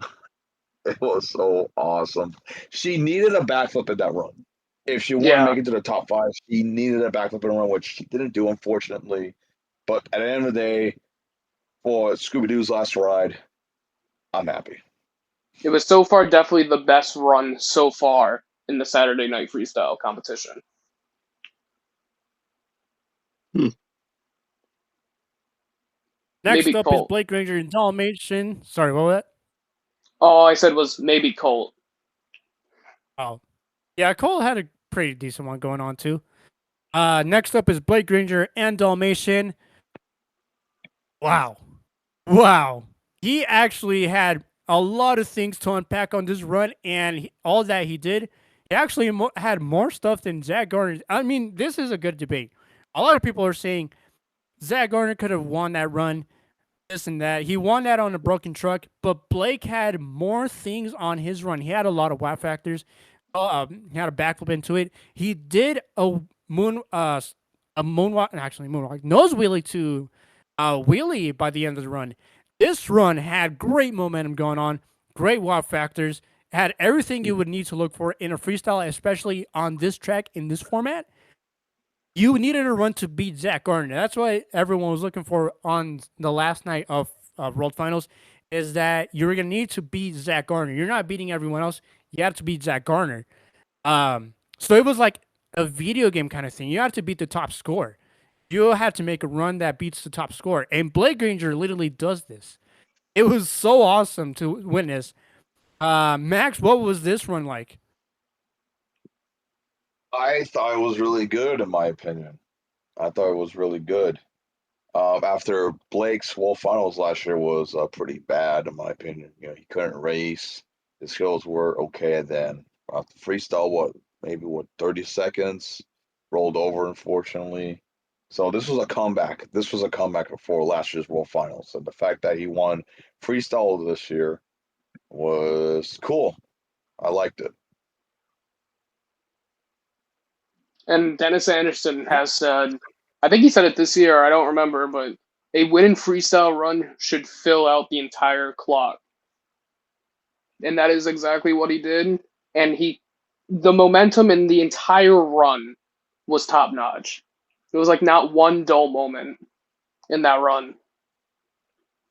Yeah, exactly what Doris said. It had some big air. It had some pretty cool technical moments, like the stoppie off the step up. He did a backflip. Then he goes onto the blue side of the track, gets a big sky wheelie, and then hits it right into another backflip. So a lot of great moments, and it made for a great winning freestyle. A very awesome run. Of course, that gets him the lead. Holding on for the rest of the night for the last 4 trucks remaining. Next up was Adam Anderson and Gravedigger Legend. Great run going on with the Legends. Max, how do we feel on this run? Man, I feel like I was watching peak 2014 Adam Anderson, man. He was going crazy. I just wish he never rolled over, man. Like, I could imagine if he never rolled over. Could have, I don't know, maybe we could have a new leader. Who knows? But hey, Adam and Legend, it was peak Adam Anderson right there. I loved it. 100% what Max just said. If he could have filled, I think he had like 30, 40 seconds left on the clock. If he did that entire run, maybe got another. I don't think he got a backflip. Oh, no, yes, he did hit a backflip. He did it really early on. If he hit another backflip, maybe did an awesome save, I think Adam would have taken that lead over Blake. Yeah, after that backflip, that send that he did up those big turns, that was insane. I thought I was going to roll over up the top and just barrel rolled down the hill. But that was awesome by Adam. Next up is Bar Masaura and Zombie. Having a decent run still doesn't get him the lead. I don't even think there was anything memorable out of this run. Did you guys remember anything of this? Honestly, I don't. No, not really. No. Okay, yeah, not a memorable run. Not a memorable run. Decent, but not enough. Next up, Tristan England, JCB Digatron had something going on. Crashes a little bit early into his run. And then next up, Oh, no. the greatest The moment of all last one. time. My pick. My pick. I mean, I hate this guy, but he was my pick. No, but yes, he loses on hit, and I'm on a half hit. His first literal hit. He didn't even get to complete it, and he literally just goes up on his center ramp, goes down, and tries. What? Okay, Tyler. Like the What? There's no timer. thought. The timer There just was no. appeared on the clock right when he tipped over. There was literally no thought process, and he said, "Oh yeah, I'm gonna start off with a moonwalk," or yeah, I guess it was gonna go something for that, right? He goes on that, and next thing you know, he's halfway. He's literally on the nose. Truck shuts off. Which to clarify, he did say truck shot off on its own. The officials didn't get him. The truck did this on its own. And remember, this is a new chassis. That new chassis has been giving him crap all season, and for him to do that was funny. It was insanely funny. Our We all reactions. lost our minds on the Yes. stream. So you go for a backflip in a two-wheel skills competition, and you go for a stoppie as your first hit in freestyle, and as a reigning freestyle champ, that was humiliating. Like, I know it's Tyler, he's a rising star, but I don't know how you come back from that. It was just comedy. I'm sorry, but that was funny. It's not a Mingus moment. It is a Mungus moment. My goodness. I just think what's All funny right. is Tyler's the Rain freestyle champ and he did that, and then Colt Stevens the Rain and high jump challenge and then gets 7 feet. Oh, jeez. What's worse? Probably Tyler, but they were both kind of embarrassing. Yeah. Tyler must have been punching the wheel. Literally, must have been literally so fuming mad that he did that. He probably even regretted it. Max, this in person, what was this like? Oh well, let's see what was happening. So Tyler was in the last truck. I was like, all right, let's see what Tyler can do. and it looks like he's trying to do a stop it because if I recall, that was Weston's first move for freestyle. He was trying to do a stoppie off that same ramp. I'm like, all right, he's gonna do a stoppie, and I was like, all right, stoppie, and truck shot. I was like, oh my god! The next thing you know, I just hear my dad's laughing his butt off, and then fireworks come out of nowhere. I was like, oh my god, The fireworks made that it happened. worse. The pyrotechnics crew is like, should we just go ahead and set off the fireworks now? Yep, go ahead. Oh my god. I even was like, are they gonna let him come back after that? They didn't. Nope. That was funnier. That was What so funny. what a great way to I ring in mean, the new Gravedigger body. What a way to end the World Finals. Like, no, there's also, once again, no, I'm having a mind blink of the word, encore. There's no encore. It just ends with Tyler failing the first hit of a stoppie. Jeez. And that's how everyone leaves.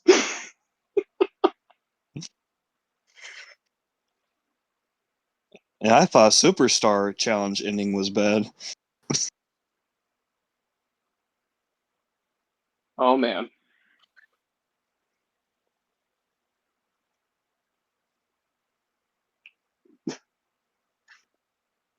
But we are that's how we are right now. Just speechless. That's literally yeah, no, how we were dying laughing, and then we were speechless for like a good minute. Like, did we witness what we just saw on the on our screens? how Yeah, I yeah. was on a range. God, sorry. Congrats, Blake Granger. I guess that's But that's how it was at that moment. I was on a range of emotions. At first, we were all shocked. I was shocked. And as soon as the timer, literally not even a whole second, the timer comes off, and the fireworks came out. And that's when I began laughing. I was like, no way that happened. I'm laughing. I'm in pure joy that he lost in the most funniest way ever. This was probably see, I would say I'm like if you're Racer Network, actually if you're Tyler, go to Racer Network and tell him don't show this, please. Do not show this. Like put this with Prowler's World Finals 1 freestyle that has never like ever shown or Nitro machines. Just put them along those forgotten freestyles and be like, don't ever show this. Please. That was so embarrassing. I was like I was in pure joy. That's when but then I realized he was my pick, but I'm like, you know what? I don't like Tyler. I'll take this. Um I like really that did was want to just see so Blake win. Like, like it was awesome too. Like we like got a whole this. new champion too. Just to add on, this is only Blake's second World Finals.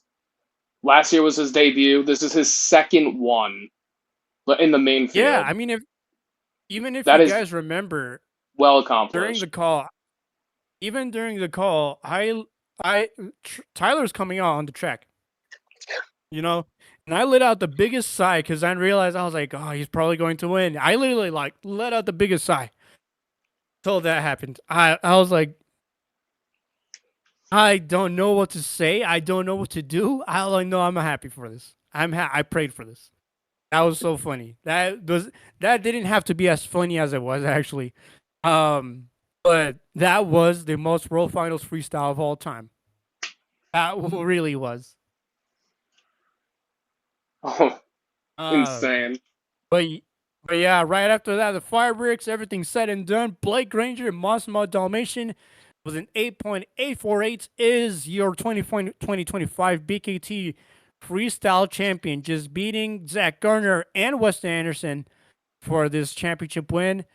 Look, there's two first timers here as well. Dalmatian finally becoming a championship truck. Weird. Oh, like I forget the Dalmatian Ice is a championship truck, but I'm also like Dalmatian, the normal one, is not.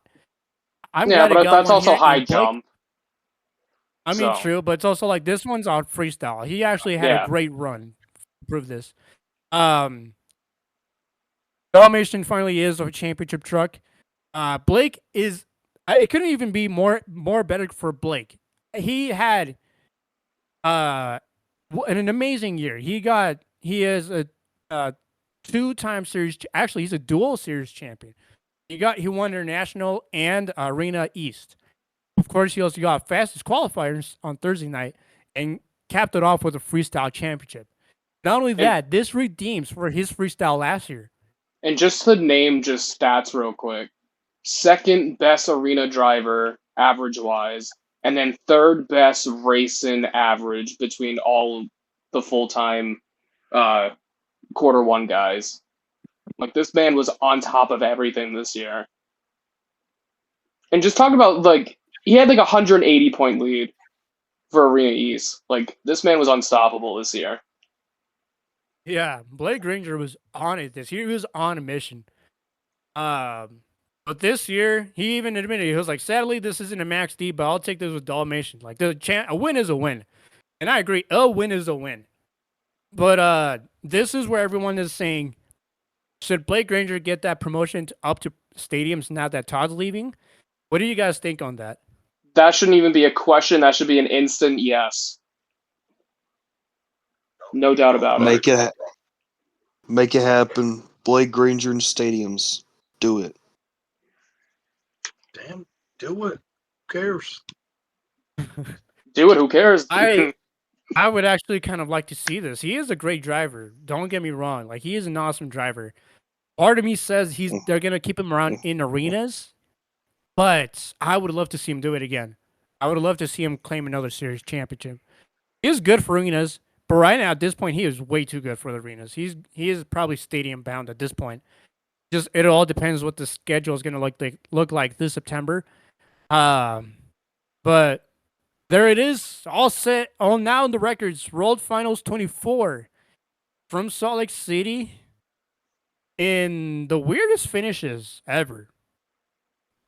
Someone failing a stoppie attempt, a weird racing finish, two really boring championships, that being high jump and skills. But after this, how were we all feeling about this World Finals entirely with the formats, with how the championships went on? How are we all feeling about it?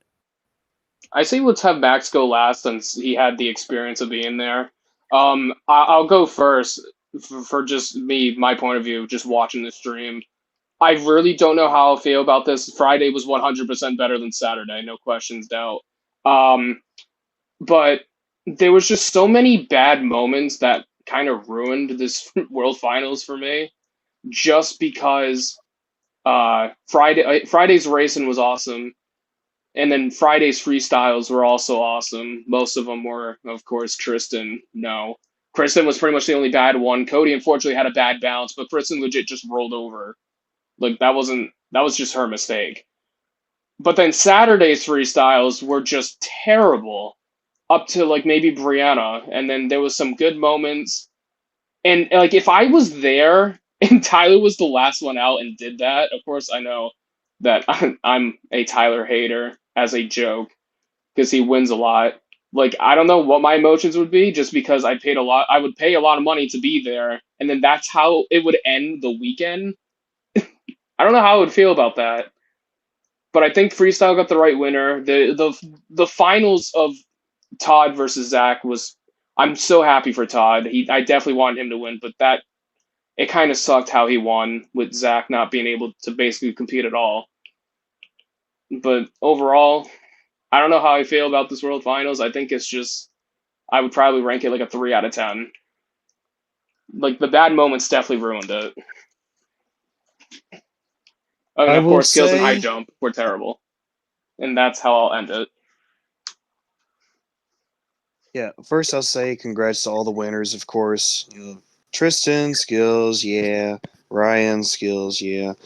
Tala Duke and Blake Granger were definitely the highlights of the winners. Finally, Tala Duke getting one more world championship before calling it a career. And Blake Granger finally getting a first World Finals championship. And in freestyle, too, beating the other 23 competitors. That was really cool to say. And also just congrats on Matt Cody and Kovanar getting into the main field. There was a lot of great action, I would say. Definitely not skills and high jump, but freestyle had some very memorable moments. Zach Garner's will definitely be one, and Blake Granger's winning run. So, some good action from here and there. That being said, that does not take away from how bad the format was. Oh, last chance qualifier and qualifying, that was cool to see.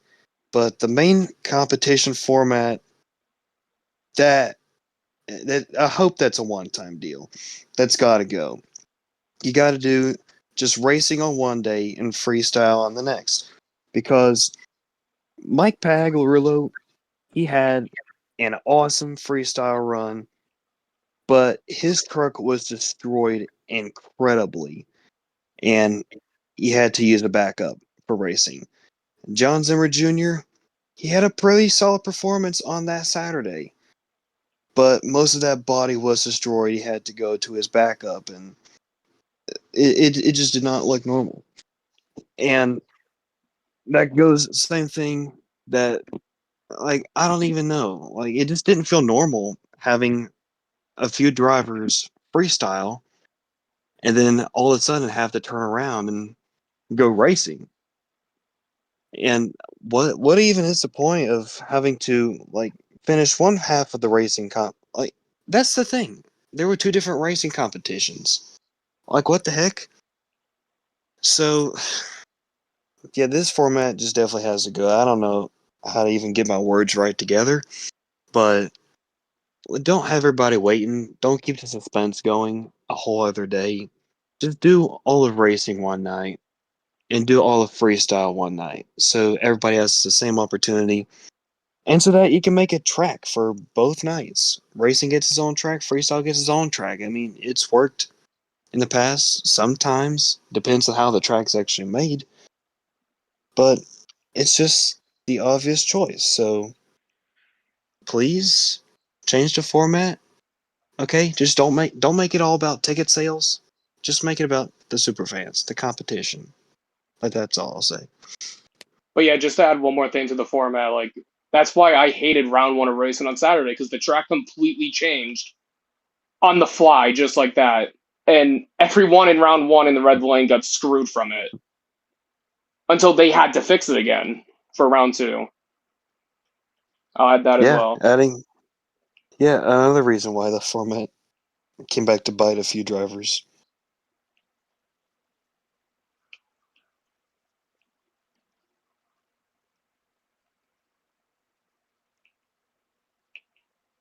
All right. And so, Max, how are we feeling about this after experiencing it live?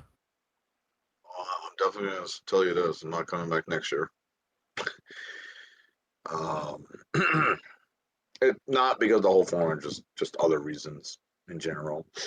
Um, so far as racing, end of the day, Todd won it all. I'm glad that happened. Skills was like the most boring thing I ever witnessed. High jump, it's just high jump. Um, then the freestyle, of course, Friday was definitely better than Saturday. With the Saturday was only a couple of runs had their moments. After what happened with Tyler, well, it's just depressing. I'm hoping next year they get to look. Which I'm gonna tell you this: I don't mind Feld doing new things. I like when people do new things. Just like this new thing, uh, in general, was just stupid to begin with. So I'm hoping for next year's format is just going to be what they did with Orlando. Day one was racing and skills. Then day two was high jump and freestyle. Like how hard can it be?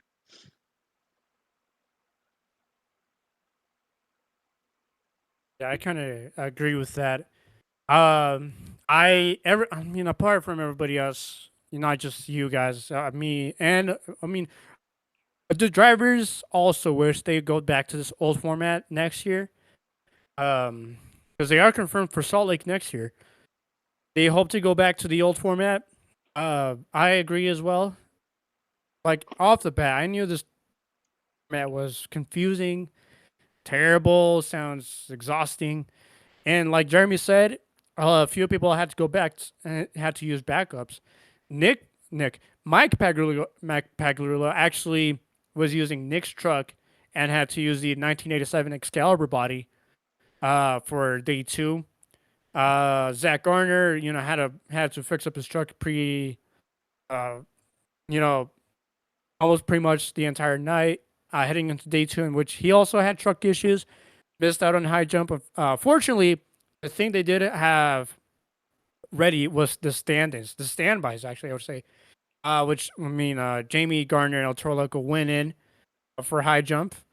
So I like that they fixed that issue, and it took them several world finals to do that, because they used to be they did the 1-day finals for like the last 2 years, and it literally took them now to do that.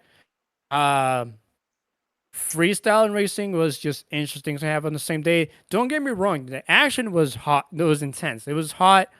It was awesome, but in this format, you don't kind of want that.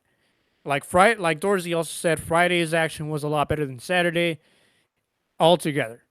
But yeah, I do wish they kind of go back to the old formats.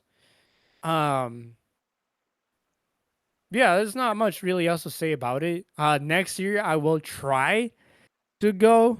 I'll try to make sure if anyone's able to give me a ride up there again this time. Or It if someone's gonna be willing to drive with me. it I just kind of whatever it is. sucks I that they're going back to the same place again. It's just like WrestleMania.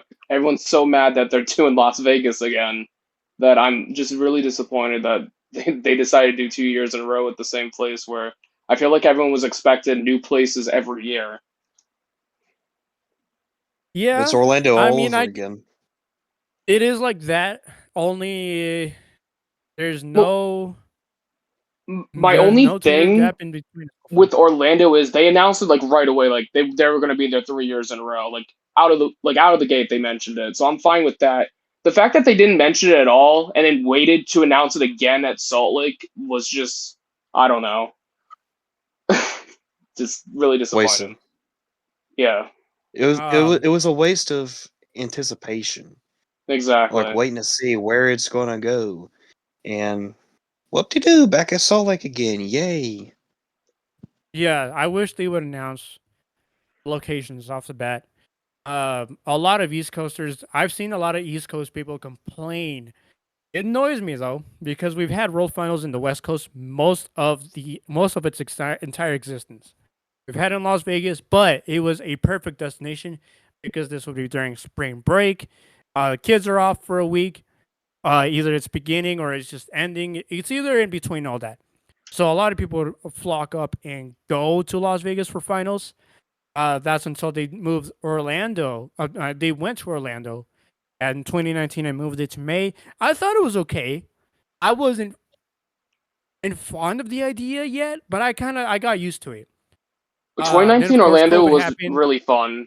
Just to add one more thing to that, just it Yeah, was really good. The weather sucked because it's in Florida in the middle of May, almost yeah, into June. It was so bad, but I'm glad I got to see like a lot of drivers for the last time at that World Finals. Like Scott Puto's last one. Well, of course he wasn't even in the main field, which he should have. Like John Zimmer, of course he could have been in it this year, and like Lindsey Wink, those people. I got to see like their last World Finals. yeah. Well, of course, after that COVID happened, we went back to Orlando in 2022. Um, well, I mean, in that format, there was the original 2-day format, but of course, with the rain happening on Friday night or racing, I mean, It was actually Saturday and Sunday. Only time they've done that. Oh yeah, that's right. Yeah, that is right. They did Saturday, Sunday, which is Yeah, probably the only time we've had a Sunday World Finals. That's that crazy. was an interesting experience to be a part of. Yeah, and the only time we've had 3 competitions on the same day. Oh, Yeah, talk about time crunch. well, I mean, we'll talk about Florida in a bit because they won it back in Florida for some reason. Um, in 2023, we hit up Nofagen's hometown of Nashville, Tennessee. Luckily, Nofagen didn't have to go too far, only like a couple hours, but everyone still came in from the West Coast, East Coast, Central. It was kind of an ideal place, but the time for it wasn't because they put it in July, Yeah. That was which it rough. was terrible. That was rough. That was so rough. Max, you're so lucky you actually didn't go. because it was so hot But out you're there. not lucky just because that was Tom Mentz's last World Finals appearance. Okay, but I That's got to true. witness Tom's last two Wolf champions, Wolf Finals And a 21. So superstar. and Same. yeah, superstar. That is true. I did get to Um, see Tom's first skills win though, which of course no one cares about skills, but I thought that was cool. um, yeah, Nashville was almost an ideal place, but it was just the time for it was bad. The weather for it was even terrible. Yep. It could have been it was looking up to be a great experience for my first World Finals there. It was looking up to be a great experience, but all that happened. It was just so stupid hot. Everyone was like saying, still kind of talks about it. They're like, you know what? Maybe Nashville was a bit of a bad idea. And now that we're not going back to Nashville for quite some time, they're going to Bridgestone Arena. We're just not going to Nissan Stadium anymore since they're building a new one. Just literally right next to it. Um, then we had SoFi Stadium World Finals, which is where the complaints begin. Actually, no, the complaints began in Orlando, but this is where they keep going further because all of a sudden East Coast people were like, "Oh, it's all the way at the other side of the country. All this now, we're not going." Um, SoFi Stadium Finals was tough in itself, because security is the toughest thing there. Not only that, it's in an area where it's like considered the ghetto in California, which in seriousness was actually not terrible. Yeah, it's like in that area you do basically I gotta move. But security was an issue for finals, but it still wasn't a terrible world finals. Max did go to that one, um, which he is not here anymore. And yeah, no, he Yes, actually yes, is here. yes, yes, yes. What's up? What's up? Uh, um, this like the SoFi Los Angeles world finals isn't terrible. It could have been a little bit better. They worked out a few kinks the year after, but I mean, it was not bad. It's just the complaints keep going. And that's up until Utah. It for some people like the West Coast, it was better. They could drive. They either could drive or fly. The couple hours there. I was literally next. I'm literally stateside to Utah. I'm the state Which I above. could have. I'll stay below my. I could have. I could have gone, but I had other things happen, and that kind of prevented me from going. Which I'm sorry, Max. Um, but I mean, I wish I was able to go to this World Finals, and you guys kind of had a nice weather for it and all this and that, but it's the format that ruins it. But I Hey, mean, now that we're going back next year, it's just I wish they would just fix up this format, keep the things that they had this year going on, like the standbys or the stand-ins. Um, Pretty much keep whatever you guys had great this year. Just fix the format in general next year. That's the all our complaint. only the only good thing that happened over the weekend at Utah is this thing right here. What? The only good thing that happened in Utah is this right here. I'm waiting. Oh, there you go. Let me show it off. Our boy finally got Max D20 as Cruiser. He joins the Brotherhood. I had one in stock, and that one in stock was waiting for me. That's insane. I didn't know that. No. Yeah, no, like generally, like I asked, and they came back. They got to like, yep, this is the only adult size we have. I was like, all right, take it. Yeah, after that, there's definitely no more. So, big congrats for Max finally getting a Max D20 as Cruiser. Other than that, now we're going back to Utah. Just keep the things they fixed, but fix the format. Go back to the original one. Uh, which will be definitely having a 2-day event again. Other than that, just fix the format, and that's all we ask. East Coast keep complaining because apparently some people want this in Tampa, Oh which god. I'm not disagreeing, but it's also like I don't know. It's Florida. You guys are constantly hot all year round. You guys have hurricane season too. Like, Which we we're, already you had guys are World coming Finals up. in Florida. I know Florida is a huge Yeah. state, but, like, Not only that, can we get some Tampa love in is the actually Northeast? south. Like even in the central. I mean, Tennessee is considered central, but like Nashville, like borders the Eastern Time Zone. Um, like the central kind of needs some love for World Finals. So it is actually more perfect because everybody, uh, it's central. It's like it's not too far off for everyone. You're either a few, like either within 10 hours away from the Midwest or the East Coast or Mountain Time Zone, or for West Coast, you could just fly over. Um, Tampa, it's like you're also south from Florida. You're way down south. I've been to Tampa. It's a nice town. It is a absolutely beautiful city. Nice stadium. Raymond James Stadium is a popular stadium. Of course, the Bucks play there. But for finals, like I mean, I could see one there, but I just kind of don't want that to happen. I would rather have it somewhere nicer, where it's less hot. You worry less about the weather, because in Florida it rains constantly. It rains constantly. I ain't gonna lie. Like the times I've been there, it's rained all the times I've been there. Um, yeah, Tampa, Dakar, we're calling you out, but Tampa is not really the best place to have one. It's ideal, but it's not the best place to have one. Like especially if you hold it in the summer, either that being May or July, it's really not the best time for it. Um, so yeah, central. I guess the central is just more ideal to hold World Finals from now on up until we maybe come back to Las Vegas once that ballpark is finished and they approve for events like World Finals or Monster Jam in general to come back to Las Vegas once and for all.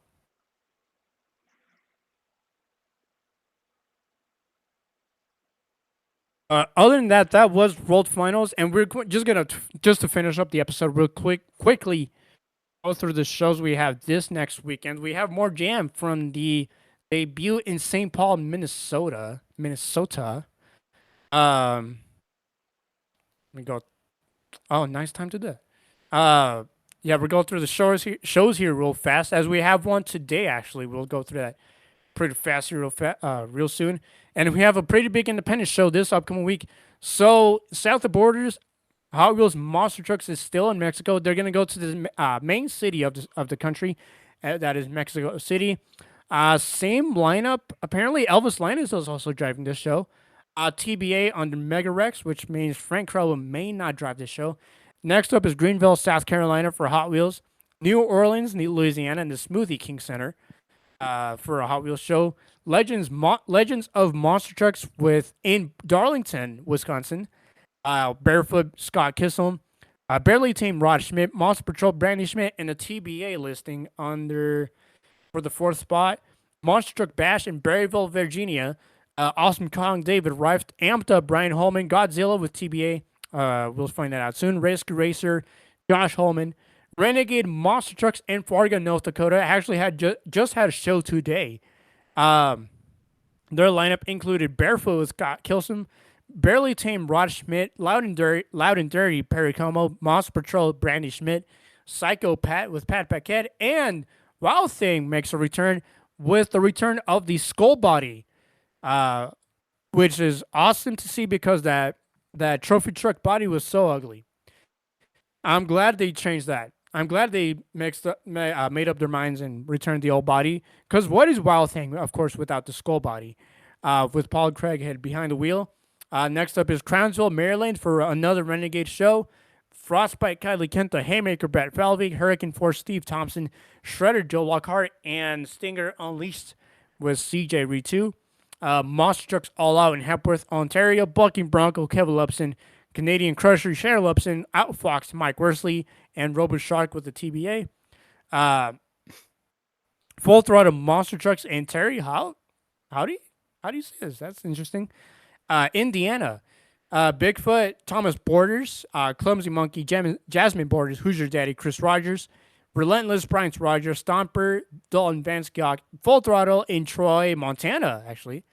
Bigfoot, Roger Gager, Crunchy Strong, Eric Howe. We also have Who's Your Daddy, Relentless, and Stomper part of the lineup. And then They'll be Roger Gager will be taking Bigfoot. This is actually today as well. Princeton, Indiana, in with Full Throttle. Same lineup, only including Invader One with Todd Lockwood, and Bigfoot Roger Gager. Nitro Tour in Cleo, Michigan. Barefoot Scott Kilsom, Barely Team Rod Schmidt, Monster Patrol Brandy Schmidt. Wow, Triple B's busy this week. They're moving. Monster Truck Family Tour in 2L? I believe that's how you pronounce it. Utah. Four truck show, no list yet. Iona, Michigan, Monster Throwdown, Frontier, Elliot Miller, Low Miss Dangerous, Athena Kozel, which Max, you got to meet her this last weekend. Yes, I did. You must be feeling pretty happy about that, aren't you? Hey, for a West Coast guy, that was my only chance to meet her, and I'm happy. Next up, Psycho Circus, Mason Rife, Smash the Stars, Trip Jones, Tailgater Tim Jones, Terminal Velocity, John Zimmer Jr., Uproar, John Zimmer Sr., and they're also going to be in Maple Park, Illinois, Blockhead, Darren Basil, Crush Station, Greg Wickenbach, Cyber Attack, Jared Smith, Third Crew, Jerry Beck, Third Crew Dozer, David Alfred, and then Lumberjack, Zach Wickenbach, Canfield, Ohio, and the return of the Outlaw Monster Truck Drags in Canfield Fairgrounds. This lineup is a banger. This lineup includes Bad News Charles Fast, Brandon DeRoe, Excalibur Mike Pagliarulo, Jester Matt Pagliarulo, Kraken Nick Pagliarulo, and Brooke will be making her new truck debut.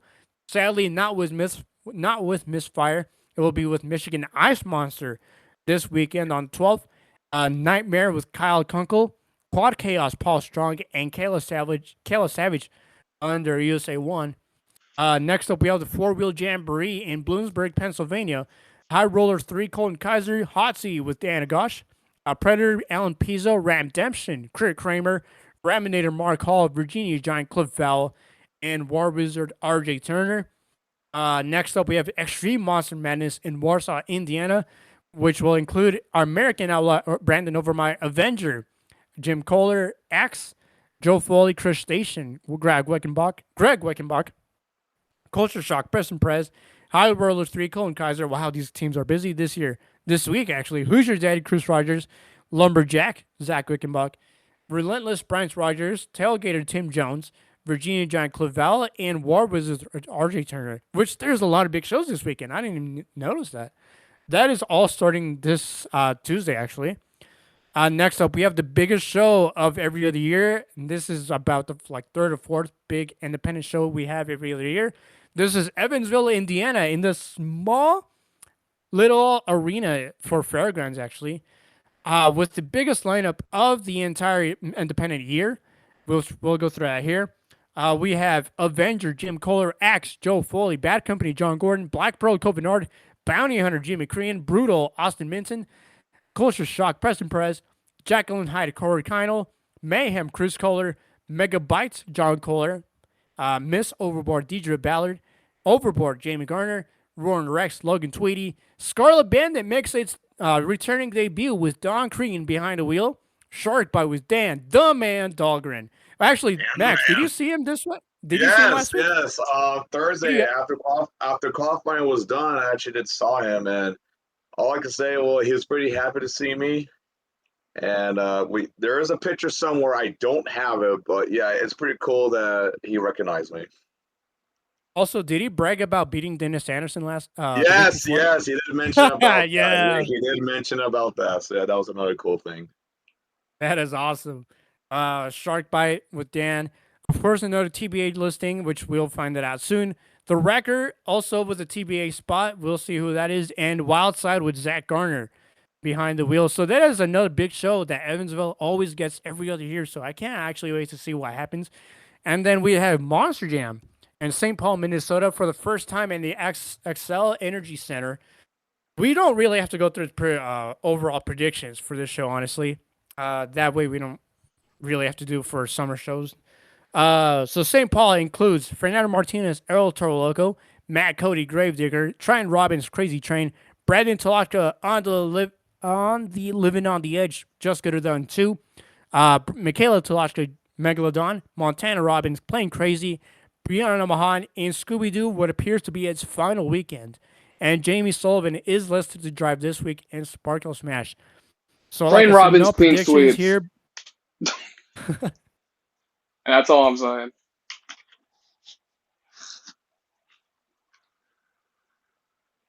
But other than that, that is all the shows we have this weekend. I'm actually looking to see forward for Scarlet Bandit's big return. Of course, we had Gunslinger's big return last weekend in Delmar.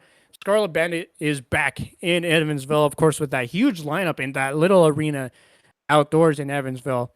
But other than that, that will do it for us here on SDS Off the Track. Don't forget to listen to us on Spotify and follow us on Instagram. Don't forget to follow the main accounts for Steel Time Sports League on Instagram and YouTube. Of course, they're having a next season on Beam coming up soon in the next couple of months, I believe. Don't forget to pick up some merch and the links provided down below in descriptions. But other than that, that would do it from us here for Nafji, Dorzy, and Max. We reviewed the Monster Jam World Finals. I'm William Flores. We will all see you next time for some more SDS Off the Track. That was a long episode. All right, that is it.